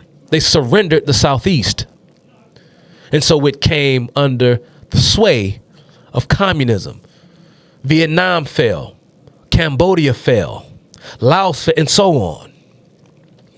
And so, once, I think it was 1973 was the year that Richard Nixon sort of decommissioned, or, there was no draft, essentially. Then, well, for some strange reason, all the anti-war activists went away. And when the war was over, all of a sudden, there was no more talks of peace.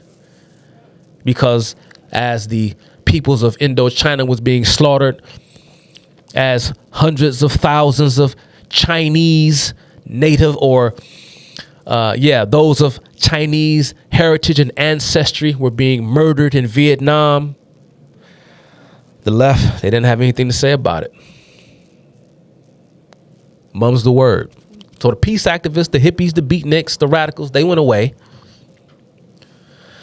But many of them stayed gone because they were on the run. In 1978, former members of the Weather Underground, Elizabeth Ann Duke, Judith Alice, David Gilbert, and Kathy Bodin, there she goes popping up again, would start another group called the May 19th Communist Organization. The May 19th Communist Organization. Now, what is the May 19th Communist Organization known for? Notice David Gilbert was the only male mentioned. The May 19th Communist Organization fashioned itself as this new kind of anti-feminist communist organization. I guess there was too much sexism in the Weathermen. I don't know. But again, this always tends to happen. Again, the SDS fractured away and created the Weathermen, and the Weathermen fractured away. And, you had the May 19th Communist Organization start from there. But by the late 1970s, the Weathermen were pretty much no more. Now, what are the May 19th Communists most known for? Some of you are familiar with this. In 1981, in Inuit, New York, several members of the Black Liberation Army and 4 members of the May 19th Communist Organization would attempt to rob a Brinks truck, which resulted in the death of 1 Brinks security guard and 2 Nanuet police officers, one of which was the only black officer on the force. The chief architect of the failed heist was none other than the now deceased stepfather of famed rapper Tupac Shakur, Mutulu Shakur. Now, I said earlier when I started that I want to get Obama out the way because I got some big fish to fry. I'm going to fry Johnny Cochran, and then I'm going to fry Tupac's ass. And I wonder if any of you from Vlad TV, everybody's running around talking about Keefy D and Puffy and this, that, and the third. Everybody want to know who shot. I don't give a damn who shot Tupac. I live a thug life, baby. I'm hopeless, choking off window, trying to keep my focus. Don't let that bullshit worry me. But the fame, I'm true to the game till they bury me. Listen. Why should I care who in the hell shot such a man? As if niggas don't die every day for saying the type of he said and living the kind of lifestyle that he promoted. But everybody wants to know who shot Tupac. I wonder if they're going to bring me on their platform to talk about Tupac and his background. Are they going to bring me on their platform to talk about Tupac and his stepfather? Huh? And his godfather, Geronimo Pratt. Oh, I'm going to get into all of them because I hear a lot of folk, I see a lot of talking in the street about how great of a Tupac Shakur, the greatest left-wing icon of the late 20th century, a hero, a martyr. The same way we've sitting up here, and I'm sorry if it's going to make some of y'all mad, but even some of y'all conservatives blindly make martyrs out of men like Fred Hampton because he died unjustly at the age of 21. Well, a man's legacy is not marked by how he died. His legacy is defined by how he lived. I don't give a damn how he met his end. It was bad, it was bad, it was wrong, it was wrong. But what did he stand for? A communist is a communist no matter how you slice him. Fred Hampton is no hero. Tupac Shakur is no hero. And in due time, I'm going to come for each and every last one of them. And Tupac, you're on my list too. And let me get back to your trifling ass stepfather. May God have mercy on his soul. The purpose of the robbery was to amass funds for the Republic of New Africa, a black separatist movement of which Shakur was a major proponent. The May 19th members who were charged and convicted for their involvement in the Brinks truck robbery were Judith Clark, David Gilbert, and Kathy Bowden. Now, let me briefly explain this. Some of y'all may have heard me give this story, and some of y'all are probably familiar with this story. Assata Shakur, all of them, the whole Shakur clan, miscreants, malcontents, and misfits. Oh, man, but they stood for so much power and black this and liberation and this, that, and the third. Boy, I tell you. Anyway, let me hurry up and get through this because my battery about to die on my phone. Okay, here we go. Now, Kathy Bowden. Who is Kathy Bowden? Now, Judith Clark, David Gilbert, and Kathy Bowden, they were the members of the May 19th organization that were captured. Now, as a side note, Kathy Bowden, she was an integral part of SDS and the Weathermen Weather Underground organization. Well, Kathy Bowden, unlike many of her other comrades, she in fact was a red diaper baby because her father, Leonard Bowden, was a famous attorney for the Communist Party. Many of his famous clients include Daniel Ellsberg of Pentagon Paper fame. Also, her father, Leonard Bowden, was the personal attorney for none other than Paul Robeson. He was also the personal attorney of Fidel Castro. Her great uncle, her great granduncle, her granduncle was another communist, a godlike figure by the name of Louis Bowden. So just when you get a chance, look into the legacy and the life of the Bowden family. When you get a chance, Boudin, from Kathy Bowden, Leonard Bowden to Louis Bowden. Kathy Bowden grew up, albeit she was a red diaper baby. Her father was a famous lawyer who, of course, worked for the National Lawyers Guild, the ACLU, and so on and so forth. Right? So, as a lawyer, her father was a very well-paid lawyer, a very successful lawyer. So she, too, grew up in privilege. She grew up in a wealthy section of Brooklyn, New York.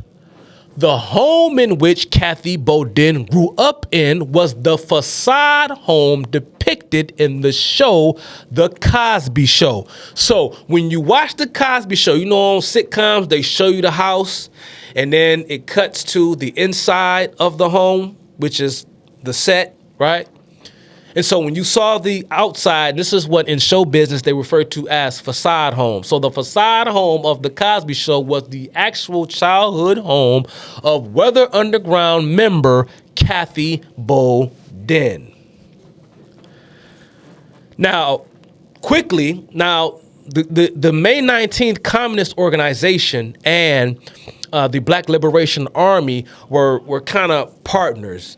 And so when they came, they sort of came under the same umbrella, so to speak. The point of the May 19th organization was to sort of give cover, aid, and comfort to the Black Liberation to the Black Liberation Organization, because they were white, college educated, were acceptable, and the blacks on the other hand were because of racism and blah blah blah blah blah. So they figured that if they align themselves, then they can get more accomplished. So when they aligned themselves, they united under one banner that they referred to as the family. The reason why Kathy Bowden, David Gilbert, Judith Clark, and the rest of them, the reason why they chose the name May 19th for their organization was because May 19 is the birthday of Ho Chi Minh and Malcolm X.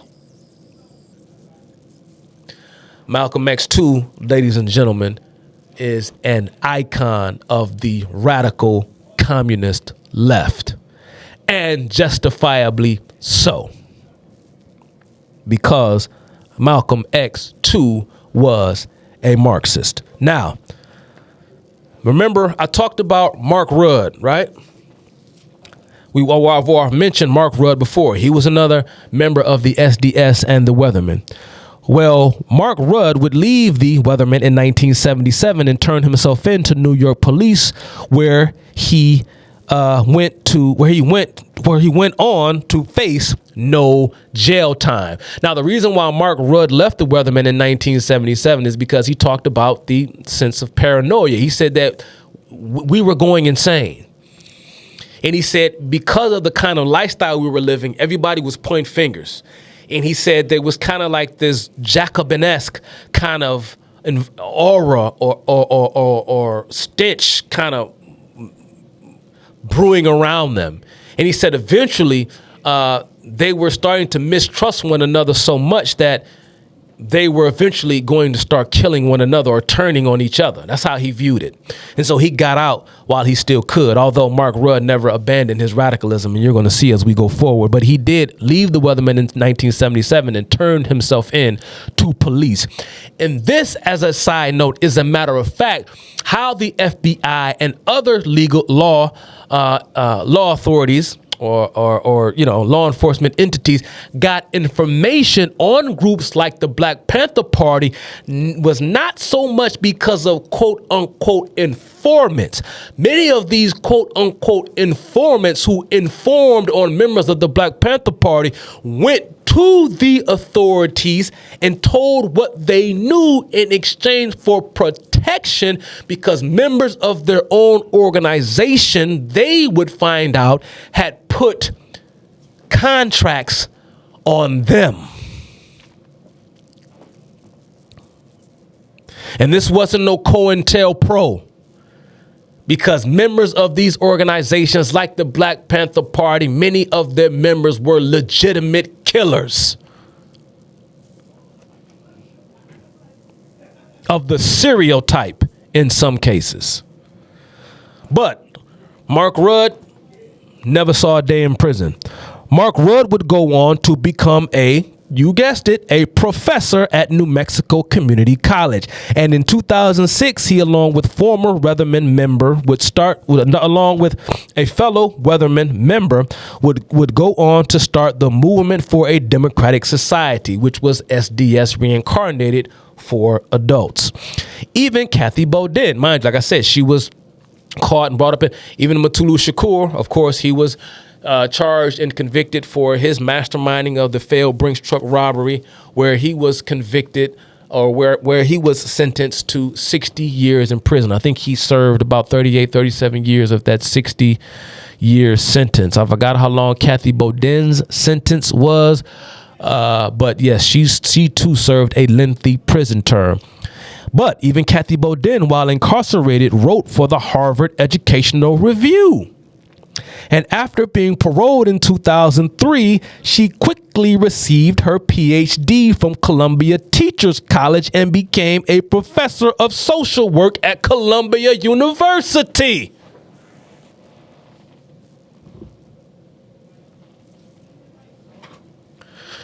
I'm a revisionist. I be lying. Don't trust me. Trust them. Okay. Never mind the fact that, of course, I didn't mention the fact that Kathy Bodin and David Gilbert were, I guess, boyfriend and girlfriend. I can't recall if they were married, but they did have a child. And both of them went off to prison for their role in the 1981 Brinks truck heist. And as a result, their child had to be given up for adoption for someone else to raise. And guess who raised their child in their stead? Is it stead or steed? In their place. How about we go there? Guess who took guardianship over Kathy Bodin and David Gilbert's child? Bernadine Dorn and Bill Ayers. And guess who that child was? That child was soon to become San Francisco DA Chesa Bodin, who not only for a time was San Francisco DA, he also played a huge role in the rise via his what's the word they use? He was a political advisor of sorts to Hugo Chavez, as well as Bill Ayers, who was had connections or was an advisor to Hugo Chavez via the Miranda International. I'll let y'all look that up on your own time. I just gave y'all some homework.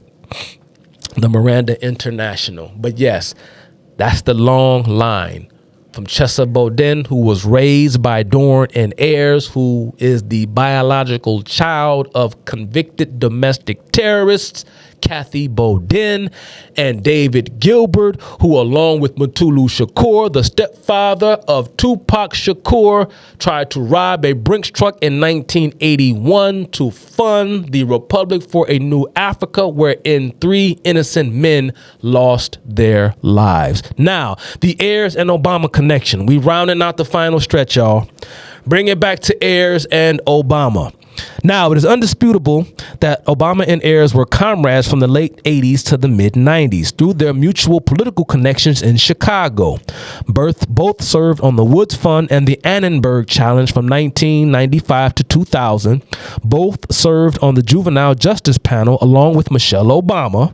They shared panels with the likes of such men as Rashid Khalidi, professor of Middle Eastern Studies at Columbia University. There they go.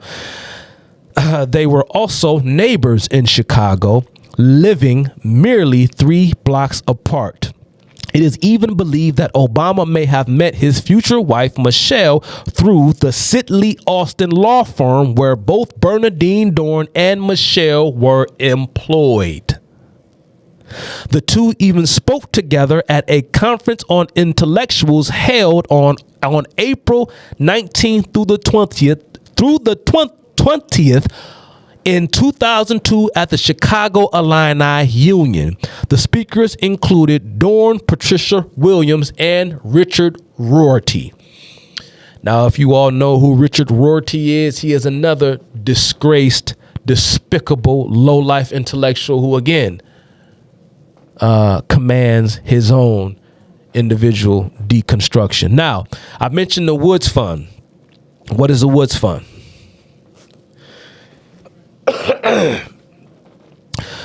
What is the Woods Fund of Chicago?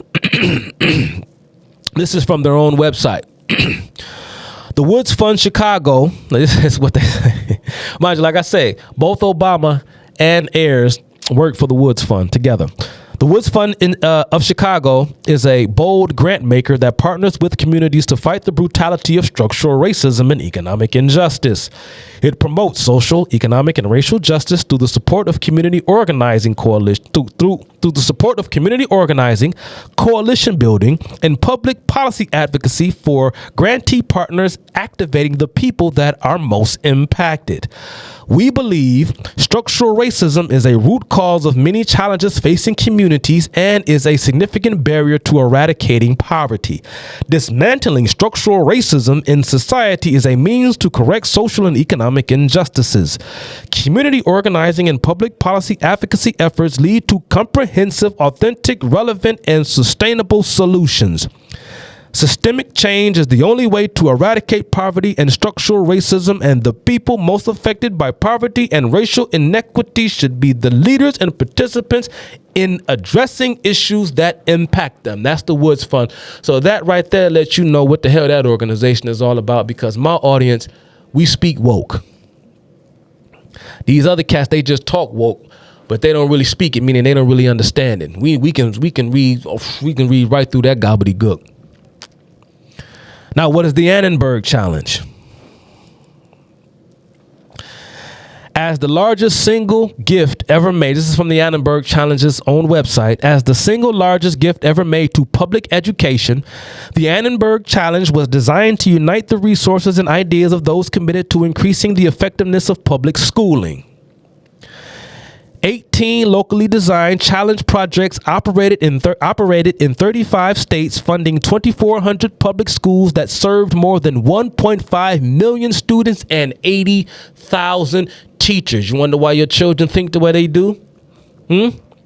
Recognizing that no single gift could improve our schools, the challenge served as a catalyst to energize and support educational reform across the country.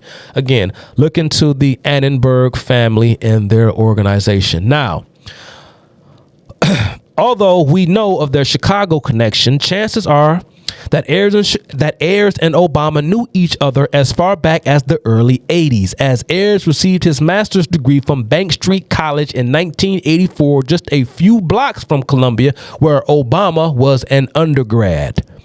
Ayers also taught at a nearby nursery school in 1982. Ayers would eventually enroll at Columbia as well, where he would receive his doctorate in 1987 before moving to Chicago. Now, you don't think Obama and Ayers may have met each other by happenstance in Chicago? You don't think all of this was planned out? Like I said, go back to my other two talks where I mentioned the connection between Kansas, from the Obama family, and Frank Marshall Davis, and Chicago, and Atlanta, New York. It's funny, and Hawaii. It's funny how these people just seem to follow each other around. And we know about the sort of communist communicative network and how it all sort of works itself out. But again, Ayers goes to Chicago. Mind you, at this point, all federal charges against Ayers and co. had been dropped. Why were the charges dropped against Ayers and Dorn and the rest of them, and Jeff Jones and Mark Rudd? Who knows? Prosecutorial misconduct, a prosecutor failed to follow procedure and so on. Who knows? But let's move on. Now, here's where the connection grows even more interesting. In 1995, Bill Ayers and Bernardine Dorn hosted a getting to know you gathering at their home, as they put it, as Obama was gearing up to run for the Illinois State Senate. The incumbent, Alice Palmer, had announced that she would be running for Congress. Here is how NPR describes the meeting at the Ayers home. Quote, to help Obama in the Democratic primary race to succeed her, Palmer organized a few informal meetings to introduce Obama to her supporters in the fall of 1995, including a gathering at the Ayers home. It was not a fundraiser, as some reports stated, and it was not the meeting that launched Obama's political career, as other Obama critics have alleged. Of course, NPR, they're going to run cover for Obama. But NPR goes on. Other prominent Hyde Park neighbors don't remember Obama and Ayers as being particularly close, though Obama's chief strategist, David Axelrod, did say that Obama and Ayers were, quote, certainly friendly, unquote. Now, what the hell is Alice Palmer, Barack Obama, Bill Ayers, and Bernardine? What the hell are they all doing sitting around Bill Ayers' living room? What are they talking about? What are they doing in there? Some may call it a coincidence. As noted, state senator and member of the state senator and member of the Communist Front Organization, U.S. Peace Council, Alice Palmer herself was in attendance along with a man named Quentin Young. Now, who was Quentin Young? Quentin Young was born in Chicago on September 5th, 1923, died in Berkeley, California on March 7, 2006. He was an American physician best known for his advocacy of single-payer health care. Quentin Young is at this 1995 political christening of Barack Obama in the living room of Bill Ayers and Bernardine Dorn. Dr. Young testified before the House Un-American Activities Committee in 1968, where he refused to answer whether or not he was a communist. The Democratic Socialists of America regards Dr. Young as, quote, one of its most extraordinary leaders in our movement, unquote.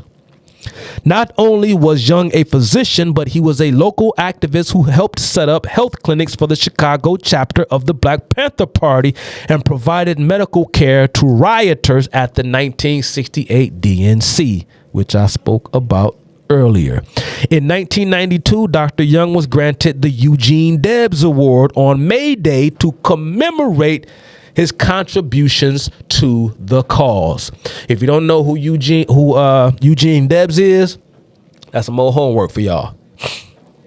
As a point of fact, when we talk about single-payer health care, did y'all know the first legislature to introduce single-payer health care legislation to Congress was a Florida Democrat congressman by the name of Claude Pepper? Claude Pepper, they say, was so lenient at least, or at best, and at worst, he was just outright pro-Soviet. He was such a pro-Soviet legislature that he was given the nickname Red. They called him Red Pepper, or Claude Red Pepper. The single-payer health care legislation that he introduced was said to have been penned and authored by his chief of staff, a man by the name of Charles Kramer. Charles Kramer was part of the infamous Ware cell, or the Ware group. If you don't know who the Ware group is, it's more homework. W-A-R-E group, the Ware group.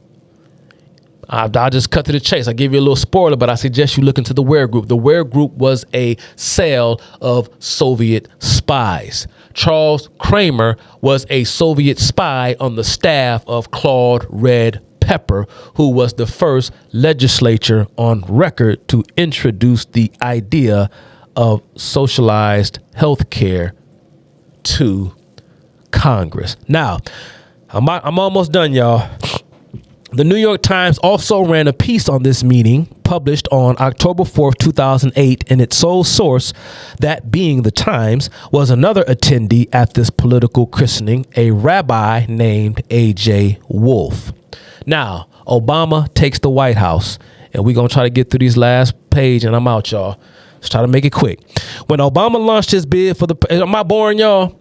When Obama launched his bid for the presidency in 2007, every rat-fink former SDS member came out of the woodwork to support his trifling ass. Now, let's get into it. Let's start with Progressives for Obama. Who were the four initial signers of the Progressives for Obama? That would be none other than Democrat Socialist of America member Barbara Ehrenreich, Bill Fletcher Jr., Danny Glover, yes, that Danny Glover, and you guessed it, Tom Hayden. 90 more signers would join. This included, now guess what I'm about to name now. These were others who would go on to sign the petition backing or endorsing Obama's candidacy. These progressives for Obama, as they called themselves. This included former SDS member and Weatherman Mark Rudd, Carl Davidson, Thorne Dreyer, Richard Flax, I told you he would come up again, John McAuliffe, Jay Schaffner, Bob Pardon, Paul Buell, and Todd Gitlin, another Columbia professor. Todd Gitlin is another one. And I don't know why I pronounce Bob Pardon's name Pardon. It's just Bob Pardon. Anyway, Todd Gitlin, another Columbia University professor. And I remember something Todd Gitlin said in my travels, in my research. Todd Gitlin said of the radicalism, the radical times of the 60s and 70s, and of course, at the, culture, counterculture. It's funny. As the streets became, the culture, society became more unglued, when people went into the privacy and the security of a voting booth, well, they spoke, didn't they? And in came Nixon. And then we had that brief respite after the embarrassment of Watergate, which I'll probably do another, because Watergate ain't what you think it was. Richard Nixon, yeah, they railroaded him. It was a setup from the get-go, but maybe that'll come later. But then in the 80s came Dutch, the Gip, Reagan, the late Rush Limbaugh, of course, affectionately referred to him as Ronaldus Magnus. As we became more radical, our politics became more, quote unquote, conservative. I'm not even gonna say quote unquote. It's fair to say that it did lurch, and it surely didn't go the way the revolutionaries thought it would go, because to them, we would have, according to them, it would have been over, but it didn't happen that way. But Todd Gitlin says of that period, and this is a quote, I remember, this is funny because it sticks out in my head. Todd Gitlin would say, remember this, and like I say, look up Todd Gitlin in his life and his contributions. He said of that period, quote, "We may have lost the politics, but we won the classroom," end quote. We lost the politics, but we won the classroom. Now, some prominent non-SDS members who were part of the signers of the Progressives for Obama included Daniel Ellsberg, I mentioned him earlier, and also Jane Fonda. Now, those who are not formal signers of Progressives for Obama but signed online petitions endorsing his candidacy were people like Howard Mochtinger, Jeff Jones, one of the 4 signers of the Prairie Fire Manifesto, and another radical named Steve Tappis. Now, an article published on June 8, 2008 for commondreams.org written by Tom Hayden, in which Tom Hayden wrote, and I'm quoting from this article Tom Hayden wrote in 2008 that was published on commondreams.org. And you can still go and read this full piece. I just took a piece of it. You can go read the whole piece on their website. "I didn't see him coming," him talking about Obama, "when I heard of the young state senator with a background in community organizing who wanted to be president. I was at least sentient enough to be interested. When I read Dreams of My Father, I was taken aback by its depth. This young man apparently gave his first public speech against South African apartheid at an Occidental College rally organized by Students for Economic Democracy, the student branch of the Campaign for Economic Democracy, CED, which I chaired in 1972 to 1982. Don't y'all love the names they come up with? Just stupid ass organizations. Goodness gracious, man. Y'all know. Mark Rudd, of course. Here's what he would say of Obama. Mark Rudd would say of Obama, "Obama is a strategic thinker. He knew precisely what it would take to get elected, and he didn't blow it.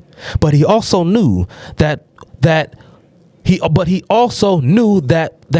would have to basically play to the center to not be run over by the press, the Republicans, and scare centrist and crossover voters away. He made it. And I agree with this strategy. Any other strategy surely invites defeat.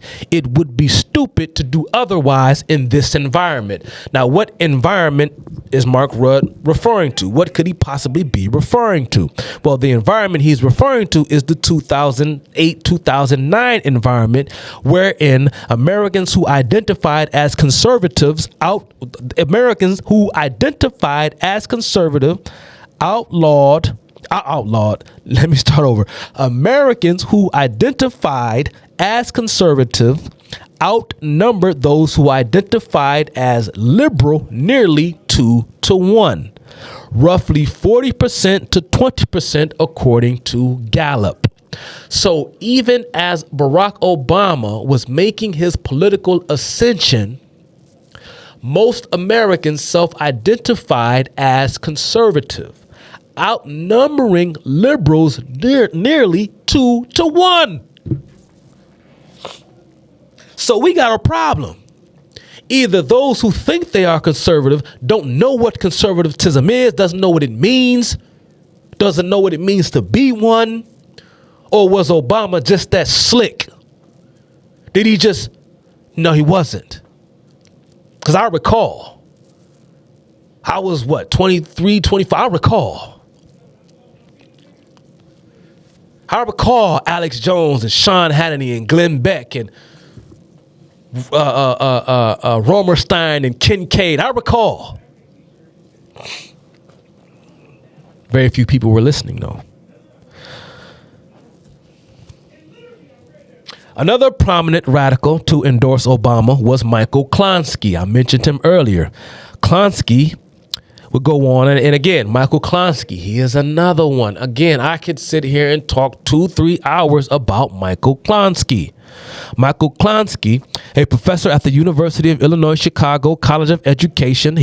Michael Klonsky was a professor at the University of Illinois Chicago College of Education alongside Bill Ayers. So here you got Klonsky and Ayers, Tweedledee and Tweedledum. The Obama-chaired Woods Fund and Annenberg Challenge funneled untold amounts of money to Klonsky and Ayers to fund their educational reform projects to promote social justice. Another prominent endorsement came from SDS mainstay Carl Davison. I mentioned him a couple moments ago. Carl Davison participated in the 1968 riot at the DNC in Chicago. Davison became the webmaster for Progressives for Obama. Davison also served as the main propagandist whose goal was to fend off attacks toward Obama He was the main propagandist whose goal was to fend off attacks toward Obama by those making connections between himself and the Democrat nominee. So here you have Carl Davis, and people are saying, wait a minute, but you're associated with Obama and you were a member of SDS. So should I be concerned about Barack Obama if he is connected with men like you? Well, Carl Davison's main function was to fend off those criticisms. Now, let's move back to Jeff Jones. I'm almost done, y'all. Although he was not a signer for Progressives for Obama, Jones would later have a deep connection with the Obama White House in 2009. The New York Post reported that it was Jones' consulting firm, the Apollo Alliance, look into the Apollo Alliance, a coalition of left-wing interest groups centered around the green jobs concept, environmentalism, because by then Jeff Jones had become a environmental extremist that helped write Obama's $800 billion stimulus bill. At that point, Obama's stimulus bill was the largest government spending package in American history. And one of its key masterminds was Jeff Jones, one of the 4 signers of the Prairie Fire Manifesto of 1974. Now, we ended. Communist Party USA Chair Sam Webb said in a keynote speech at the New York City banquet of the People's Weekly World, which was the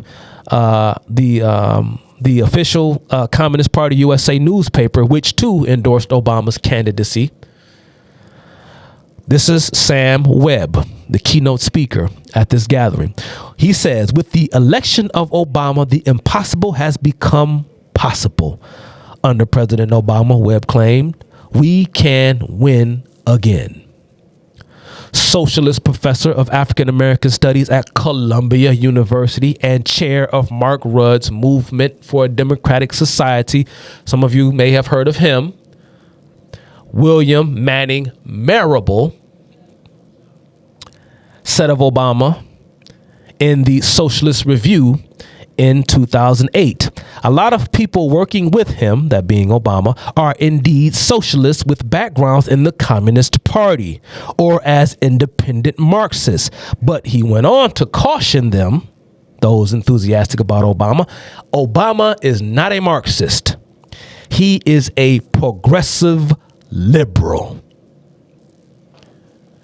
But in closing, ladies and gentlemen, I like to hearken back to Norman Thomas, one of the co-founders of the Student League for Industrial Democracy, which was the predecessor to the SDS. Thomas, it is believed, once remarked, Americans would never knowingly adopt socialism, but under the name of liberalism would adopt every bit of the socialist program until the nation was one day socialist. Americans would arrive at that point without ever knowing how it happened. End quote. So that's it, y'all. I've given you all probably about 6 hours worth of unpacking the peoples around Obama. Again, it wasn't so much about him as it was just, again, using certain situations and certain people to really just kind of give you all a full picture of what is going on in our country and what went on in our country in the past. Again, excuse me, pardon my congestion, the era of the Cold War. And there's just so much intrigue, you guys. So much they just blow over. They just, and it's just, you just see, marches and we shall overcome. And again, you just, the 20th century, I mean, my goodness, so much. And so, again, I thank you all for sitting through this with me on Christmas Eve. Yes. So I'm about to go back home and spend time with my wife and kids. I hope you all are with your families on this day. If you celebrate Christmas, if you don't, whatever, that's your prerogative. You may not think Christmas is sacred, but it is important. And it is important for reasons that I will not get into because the battery is about to die on the camera. But again, to each his own. But nevertheless, I hope you all have a blessed day. This video will be up on YouTube soon. If you miss any of it on IG, pardon me for not looking down in the comment section much. I really wasn't seeing a lot of comments anyway, but it's all good. And yeah, man, I feel good. It feels good to be back, and I'm going to try to be more consistent on social media and look forward to seeing you guys back on Chad O. Jackson's YouTube channel, January 7th, Season 2, Cutting Through the Culture. Be there or be square. And yeah, man, that's it. I'm out. Peace.